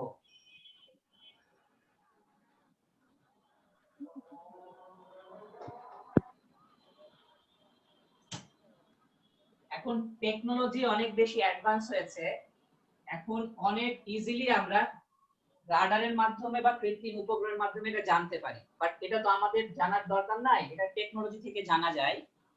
আমরা যেটা জানতে চাই সেটা হচ্ছে রেইন গেজ। বৃষ্টি মাপার যন্ত্রকে বলা হয় রেইন গেজ, কেউ কিন্তু গজ বলবা না, হ্যাঁ, রেইন গেজ, RAINGAU। আছেন? আমি আপনার ওই নম্বরে ফোন দেই। হ্যালো, কে বলছিলা? আসবো। শিমুল তুমি আনমিউট করো। হ্যালো স্যার, শিরিন বলছিলাম স্যার, একটা কোশ্চেন ছিল স্যার। বলো। স্যার আমাদের যে স্ট্রম ড্রেনেজ সিস্টেম সিভিল ওয়ার্কসে আমরা করি, সেটা ওই যে ওয়েস্ট ওয়াটারের সাথে রিলেটেড নাকি হাইড্রোলজির সাথে স্ট্রম ওয়াটারটা ওয়েস্ট ওয়াটার। জি, ঠিক আছে। স্ট্রম ওয়াটার এটা কি ওয়েস্ট ওয়াটারের সাথে রিলেটেড? হ্যাঁ, স্টর্ম ওয়াটার মানে যেটা, যে পানিটা সারফেসের উপর দিয়ে চলে যাবে সেটাকে স্টর্ম ওয়াটার বলা হয় বৃষ্টির পর পর, ঠিক আছে? বৃষ্টির পর পর যে পানিটা সারফেসের উপর দিয়ে প্রবাহিত হয় তাকেই বলা হয় সারফেস রান অফ। একটু আগে পড়লাম আমরা। তো সেই পানিটা তো বেসিক্যালি আমাদের ম্যানহোল দিয়ে আস্তে আস্তে সিওরেজ লাইনে চলে যায়, ঠিক আছে? তো সেই পানিটাকে আমরা ওয়েস্ট ওয়াটার হিসেবে ট্রিট করব। ওকে? জি স্যার। যখন ক্যালকুলেশন করবা বা এই সিভিল ওয়ার্কস এর বা গণপূর্ত মন্ত্রণালয়ের যে ক্যালকুলেশন গুলো হয় সেটা ওয়েস্ট ওয়াটার হিসেবে ট্রিট হবে। তাহলে আমরা রেইন গেজ দেখব। ওকে? জি sir. Okay, rain gauge. Rain gauge are most commonly used for the collection and measurement of precipitation. কালেকশনও করব, মেজারমেন্টও করব, both in terms of rainfall and snowfall. আমরা স্নোফলটা বাদ দিব, রেইনফলটাকে আমরা প্রাধান্য দিব। ছবিতে দেখতে পাচ্ছ যে রেইন গেজ একটা সিম্পল জিনিস, কিচ্ছু না, একটা কন্টেইনার, ওপেন কন্টেইনার। নরমালি এটা ফ্লাস্ক বা কনিকাল শেপ হয়। ওপরটা ওপেন থাকবে, যেখান থেকে বৃষ্টি আসবে, প্রেসিপিটেশন যেটা আমরা বলছি, আর স্কেল থাকবে on the side of container which measures how much has fallen. সেখান থেকে তুমি জানতে পারবা এই স্কেল থেকে কতটুকু বৃষ্টি ঝরে পড়েছে। ক্লিয়ার? এটা হচ্ছে সিম্পল একটা রেইন গেজ ইনস্ট্রুমেন্ট। আরো ডিটেইলস আছে, এটা খুব simple form. Types of rain gauge. There are two main categories of rain gauge which are used to measure the precipitation. Number 1, non-recording rain gauge. Number 2, recording rain gauge. তাহলে rain গেজকে আমরা প্রধানত দুই ভাগে ভাগ করতে পারি, একটা নন রেকর্ডিং, একটা রেকর্ডিং। নন রেকর্ডিং এর মধ্যে আসবে সিম্পল ফর্ম গুলো আমরা দেখব, আর রেকর্ডিং এর মধ্যে আসবে আবার তিন ভাগে ভাগ হয়, টিপিং বাকেট, ওয়েইং বাকেট আর natural siphon or float type. Tipping বাকেটটা নরমালি ইউজুয়ালি ইউজ করা হয়ে থাকে আর কি সিম্পল ক্যালকুলেশনের জন্য। জাস্ট নামগুলো জেনে রাখো, নন রেকর্ডিং, রেকর্ডিং, রেকর্ডিং আবার তিন ভাগ, tipping bucket, weighing bucket, natural siphon or float type. এটা নন রেকর্ডিং রেইন গেজ, এটা simple form. This type of rain gauge does not provide the distribution of amount of precipitation in a day. Distribution মানে সারা দিনে মনে করো 24 ঘন্টা, হ্যাঁ, 24 ঘন্টা rain gauge তোমাকে আলাদা আলাদা ভাবে এটা দিবে না যে প্রত্যেক ঘন্টায় কত মিলিমিটার করে বৃষ্টি হয়েছে, এটা পাবা না। It simply gives the amount of precipitation after 24 hours. 24 ঘন্টা পরে তোমাকে বলবে টোটাল প্রেসিপিটেশন কত। ঠিক আছে, এটাকে বলা হয় নন রেকর্ডিং। রেকর্ডিং রেন গেজ অনেক রকমের আছে, আগেও বললাম। এটা হচ্ছে তোমাকে ইন্ডিভিজুয়াল টাইমটা বলে দিবে। আচ্ছা, নেক্সট আমাদের ইম্পর্টেন্ট প্রবলেম গুলো আমরা দেখবো আজকে। কিছু ম্যাথ প্রবলেমস আছে, তার ফর্মুলা গুলো আমরা দেখে রাখবো। Methods for computing average precipitation over an area. একটা এরিয়াতে আমি বৃষ্টিপাত, অ্যাভারেজ বৃষ্টিপাতটা কিভাবে বা কোন মেথডে আমরা পরিমাপ করব। তাহলে প্রথম কথা হচ্ছে, মনে করো আমার একটা এরিয়া আছে, সেই এরিয়ার মধ্যে আমি নাম্বার অফ রেন গেজ বসাবো, কারণ বৃষ্টি আমি পাবোই রেন গেজের মাধ্যমে। তাহলে মনে করো আমার একটা এরিয়া হচ্ছে 1 কিলোমিটার, 1 বর্গ কিলোমিটার এরিয়া। সেখানে আমি 5টা বা 6টা রেন গেজ পয়েন্ট বসালাম, ধরো আর কি। তাহলে 5টা বা 6টা রেন গেজ থেকে আমি কিছু ইনফরমেশন পাবো বৃষ্টির। তাহলে নাম্বার অফ রেন গেজটা হচ্ছে first important thing. Second important thing, it depends upon, এখন এই যে নাম্বার অফ রেন গেজটা বসাবা, কিভাবে বসাবা? Depends upon the area and distribution of rainfall. মনে করো তোমার এরিয়াটা অনেক বেশি বড়, তাহলে তোমাকে রেন গেজ বেশি পরিমাণে ইউজ করতে হবে, নাম্বার অফ রেন গেজটা বেশি লাগবে। আর এরিয়া ছোট হলে কম লাগবে। আবার ডিস্ট্রিবিউশন, মনে করো তোমার এমন জায়গায়, মনে করো সিলেট এলাকা বা যেখানে বৃষ্টিপাত খুব বেশি হয়, তাহলে সেখানে বৃষ্টিপাত বেশি হলে আমাকে রেন গেজ বেশি দিতে হবে। আবার যে এলাকায় বৃষ্টিপাত কম, সেখানে একটু গ্যাপে দিলেও সমস্যা নাই। ঠিক আছে, ডিপেন্ড করবে এরিয়া আর ডিস্ট্রিবিউশনের উপরে। তাহলে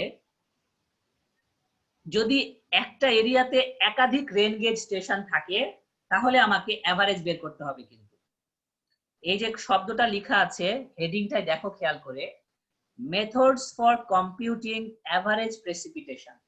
যদি একটা এরিয়ায়, একটা এলাকার মধ্যে 1-এর বেশি রেন গেজ থাকে, তাহলে আমাকে এভারেজ রেইনফল ক্যালকুলেট করতে হবে। যদি একটা থাকে তাহলে তো কোনো কথাই নাই, সরাসরি ভ্যালুটা বসাই দিতে পারবো, বাট একটা ইউজুয়ালি থাকে না। এখন এই এভারেজ রেইনফলটা আমি কিভাবে বের করব একটা এলাকার? নরমালি 3টা মেথড আছে, arithmetic mean method, Thiessen polygon method, isohyetal method. ঠিক আছে, অ্যারিথমেটিক মিন, ফিজেন পলিগন আর আইসোহাইটাল মেথড, এই 3টা মেথড হচ্ছে ইউজুয়ালি অ্যাপ্লাই করা হয়। আমরা একটু মেথড গুলো দেখি। অ্যারিথমেটিক মিন মেথড, সবাই শুনতে পাচ্ছ? একটু ক্যালকুলেটর নাও, নিয়েছো? সবার কাছে ক্যালকুলেটর আছে? স্যার আছে স্যার। আচ্ছা, আমাদের ধরো এই মেথডটা হচ্ছে সিম্পলেস্ট মেথড, একদম সোজা। এই মেথডে বলছে একটা এলাকায় জয়টা রেন গেজ স্টেশন থাকবে, সেই রেন গেজ স্টেশন গুলো যে ডেটা দিবে, সেই ডাটাগুলোকে যোগ করব, তারপর number of rain gauge station দিয়ে ভাগ করব। সিম্পল এভারেজ যেটা আমরা বলি, বা সিম্পল মিন। ঠিক আছে, তাহলে একটা এক্সাম্পল দেখো নিচে। মনে করো average rain gauge over a catchment are 12.6, 18.8, 14.8, 10.4 and 16.2। তাহলে 5টা স্টেশন আছে, তাই না? এখন 5টা রেন গেজ স্টেশনের ভ্যালু দেওয়া আছে 5টা। তাহলে কিভাবে বের করব?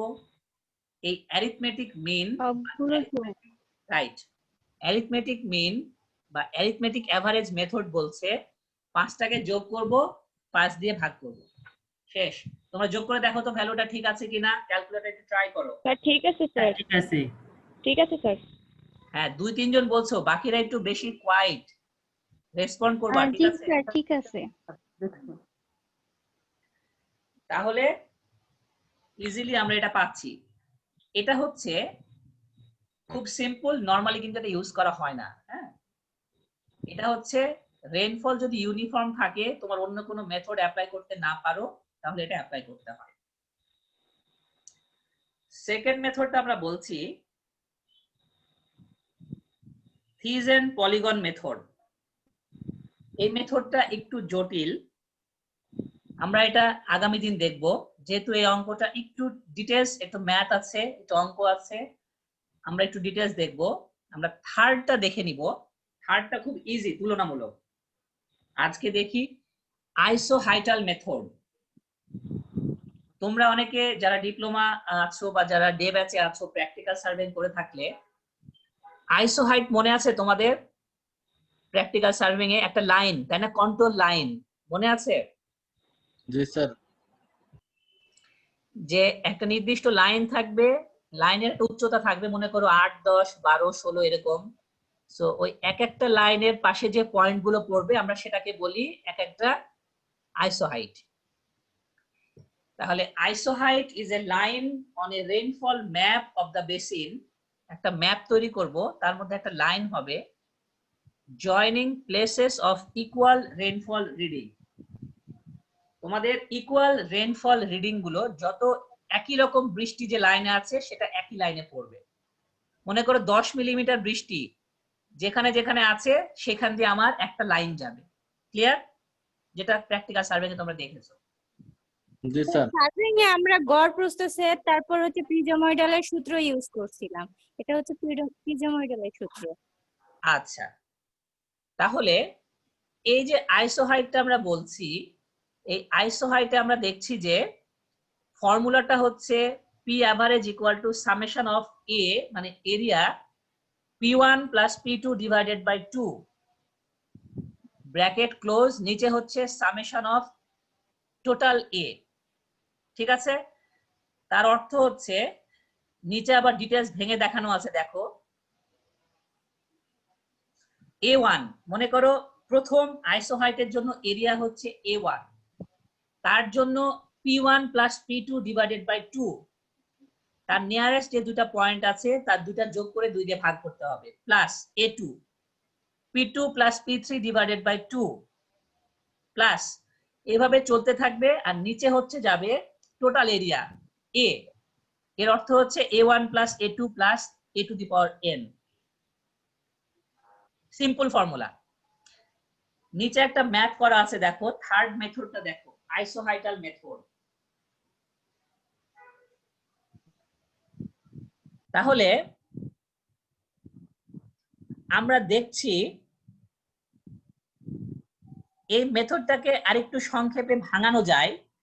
সেটা হচ্ছে এই যে P1 প্লাস P2 আছে সেটাকে আমরা সরাসরি লিখছি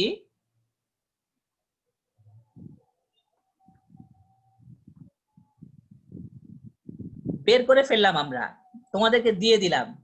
দেখো প্রথমটা হচ্ছে কন্ট্রোল লাইন 10, পয়েন্ট হচ্ছে P1, তার এরিয়া হচ্ছে A1 equal to 5, R P1 মানে প্রেসিপিটেশন স্মল P1 এটা হচ্ছে 5 মিলিমিটার।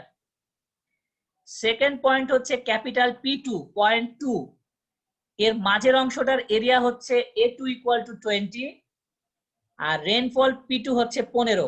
এখানে দেখো এই বৃষ্টিপাতের পরিমাণটা কিন্তু 10 আর 20 এর লাইনের মধ্যে, মানে এটা কিন্তু দুইটার এভারেজ করে বের করা। ঠিক আছে? থার্ড হচ্ছে জি স্যার। 30। স্যার বুঝি নেই। আচ্ছা, প্রথমে টপ বাউন্ডারি থেকে যে 10 এর যে লাইনটা আছে এর মধ্যবর্তী এরিয়াটা হচ্ছে A1 ইকুয়াল টু 5, আর প্রেসিপিটেশনটা হচ্ছে P1 equal to 5 millimetre. Right. আবার সেকেন্ড যে 10 থেকে 20 পর্যন্ত যে দুইটা লাইন এর মধ্যবর্তী এরিয়া হচ্ছে A2 ইকুয়াল টু 20, আর প্রেসিপিটেশন স্মল P2 হচ্ছে 15 মিলিমিটার।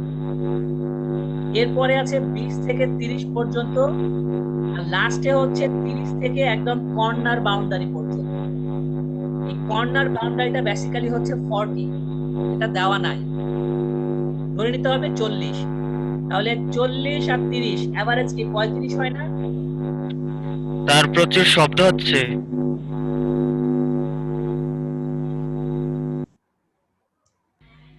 এবার ঠিক আছে?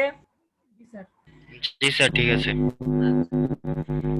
তার আবার শব্দ হচ্ছে। আচ্ছা একটু চেষ্টা করো বুঝতে, কারণ এটা হচ্ছে কানেকশনের প্রবলেম। হ্যাঁ, নেটের সমস্যা এটা। আচ্ছা তাহলে এই যে 10 স্যার সাউন্ডের জন্য যেগুলো পড়াইছেন এগুলো বুঝতে পারিনি, আবার একটু বলে ভালো হবে। আচ্ছা আর এখনো সাউন্ড হইতেছে।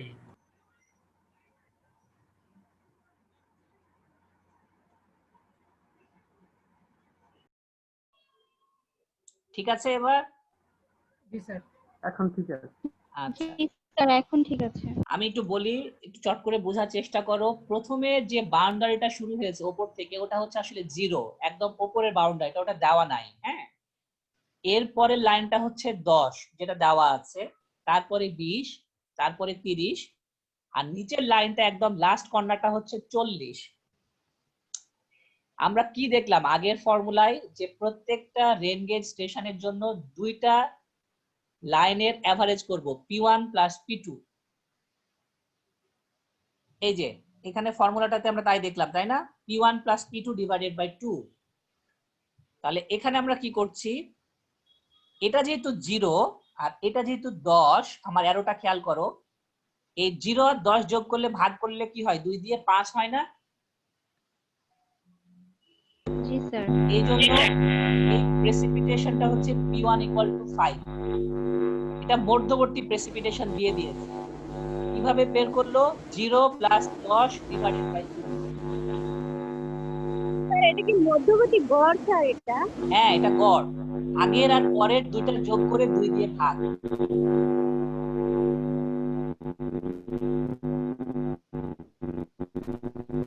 নেক্সট 20 আর 30, সেরকম 10 আর 20 15, 20 আর 30 25, 30 আর লাস্টে হবে 40, এই জন্য অ্যাভারেজ হচ্ছে 35 35। তাহলে আমরা এখন ফর্মুলাতে বসাবো। ফর্মুলা কি ছিল? নিচে হচ্ছে টোটাল এ। টোটাল এ কিভাবে বের করব? A1 plus A2 plus A3 plus A4। A1 হচ্ছে 5, A2 হচ্ছে 20, A3 হচ্ছে 15, A4 হচ্ছে 10। যোগ করো।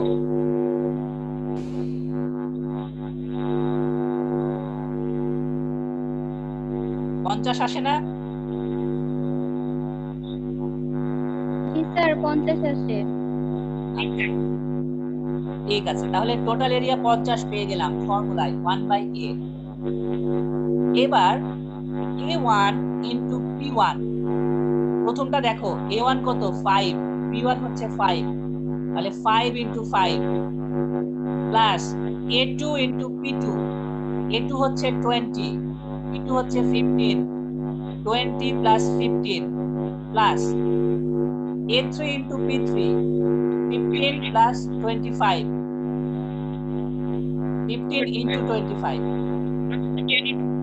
plus 10 into 35, right? ক্যালকুলেশনটা করো তো কত আসে? 21।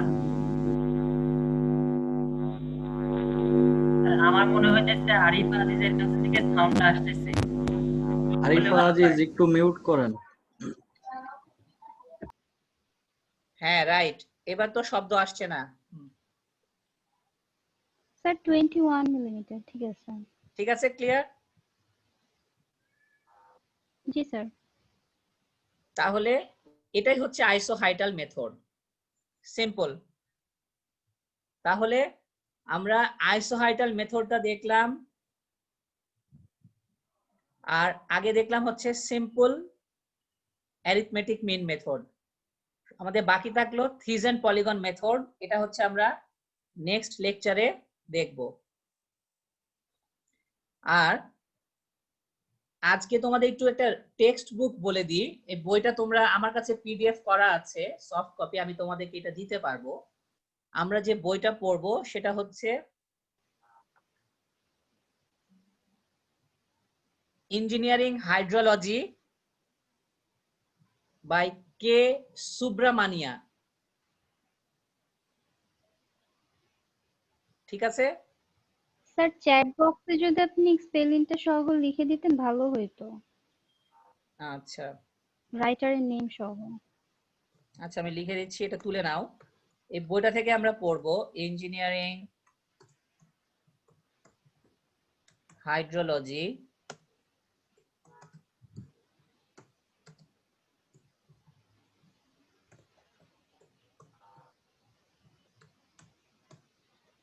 বাই কে সুব্রামানিয়া। দেখো দেখা যাচ্ছে?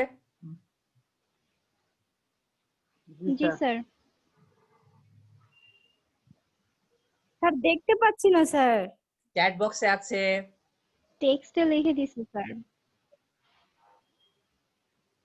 চ্যাট বক্সে আমি দিয়ে দিলাম ইঞ্জিনিয়ারিং হাইড্রোলজি, আর রাইটারের নাম হচ্ছে কে সুব্রামানিয়া।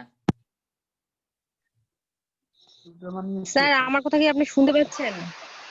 হ্যাঁ এখন শুনতে পাচ্ছি।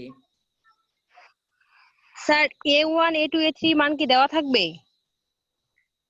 হ্যাঁ হয় দেওয়া থাকবে তোমাদেরকে, অথবা হ্যাঁ A1 A2 A3 A4 দেওয়া থাকবে, এরিয়া দেওয়া থাকবে, কিন্তু তোমাদের স্মল পি প্রেসিপিটেশনের মানটা কন্ট্রোল লাইন থেকে বের করতে হতে পারে, এভারেজ থেকে হয় দেওয়া থাকবে বা এভারেজ থেকে বের করতে। জি স্যার, জি স্যার বুঝছি। ওকে ঠিক আছে তাহলে বলো। এই যে আপনার চ্যাট বক্সে যেটা দিচ্ছেন, হ্যালো বলো, ওইখানে ইঞ্জিনিয়ারিং হাইড্রোলজি বাই কে সুব্রামানিয়া, ওইটা কি বুক নেম? ইঞ্জিনিয়ারিং হাইড্রোলজি হচ্ছে বইয়ের নাম, আর কে সুব্রামানিয়া হচ্ছে রাইটারের নাম। ওইটা কি কিনতে হবে? তোমরা যদি ঢাকায় থাকো নীলক্ষেত থেকে বইটা কিনে নিও, তাহলে ভালো হবে। স্যার সফট কপিটা দিয়ে কি কাজ হবে না স্যার? আপনি যে সফট কপিটা দিবেন। হ্যাঁ সফট কপি দিলেও কাজ হবে, এমন না যে হবে না, বাট সফট কপি তো স্ক্রিনে থাকে, আর সামনাসামনি বইয়ে থাকলে অনেকে সুন্দরভাবে ম্যাথ গুলো করতে পারো। আমার লেকচারের জন্য সফট কপি যথেষ্ট, সেটা যদি বাসায় প্র্যাকটিস করো কোনো অসুবিধা নাই। Okay sir, thank you. Sir Nilkhet ছাড়া কি চিটাগংয়ে কি আন্দরকিল্লাতে কি পাওয়ার পসিবিলিটি নেই? আমি তো চিটাগাঙে তো যাই না ওইভাবে, এটা তো বলা খুব মুশকিল আমার জন্য। কুরিয়ার করলে পাবে। ও আচ্ছা আচ্ছা স্যার, আরেকটা জিনিস বলতে চাচ্ছিলাম যে আমাদের প্রতিদিনের রেকর্ড গুলো স্যার মানে 1 ঘন্টা বা মনে করেন যে একদিনের ভিতরে দিয়ে দিলে ভালো হয়। আচ্ছা মানে এটা আমি আমাদের জন্য আজকে তাহলে পারবো জমা না, হয়ে যায় এর না। পরের গুলো পারবো। তোমাদেরকে একটা গুগল ক্লাসরুম ওপেন করতে হবে, আমি এখনো করি নাই। হ্যাঁ আমি ওটা করার পরে তোমাদেরকে সিআর এর কাছে আমি দিয়ে দিব, গুগল ক্লাসরুমের লিংক দিয়ে দিব, মানে কোডটা দিয়ে দিব, তোমরা অ্যাড হয়ে যাবা, আর আমি গুগল ড্রাইভ থেকে লিংকটা তোমাদের শেয়ার করব, তোমরা পেয়ে যাবে রেকর্ডিংটা। ঠিক আছে? জি স্যার, ওইটাই মানে রেগুলার প্রতিদিন এটা প্রতিদিন দিলে পরে আমাদের জন্য ইজি হয়, জমে থাকে না পড়াটা। চেষ্টা করব স্যার। ঠিক আছে স্যার আমাদের সফট কপিটা কি দিয়ে দিবেন না ইসে গুগল ক্লাসরুমে? গুগল ক্লাসরুমে সফট কপিটা দিয়ে দিব। আমি এখন পারছি না, একটু ব্যস্ত আছি, তো 2-1 দিনের মধ্যে চেষ্টা করব ইনশাআল্লাহ। আচ্ছা ঠিক আছে তাহলে আজকে এই পর্যন্তই থাক, আমার 8টা একটা মিটিং আছে। হ্যাঁ সবাই ভালো থাকো, আমি রেকর্ডিংটা আগে বন্ধ করে দিচ্ছি। ওকে জি স্যার।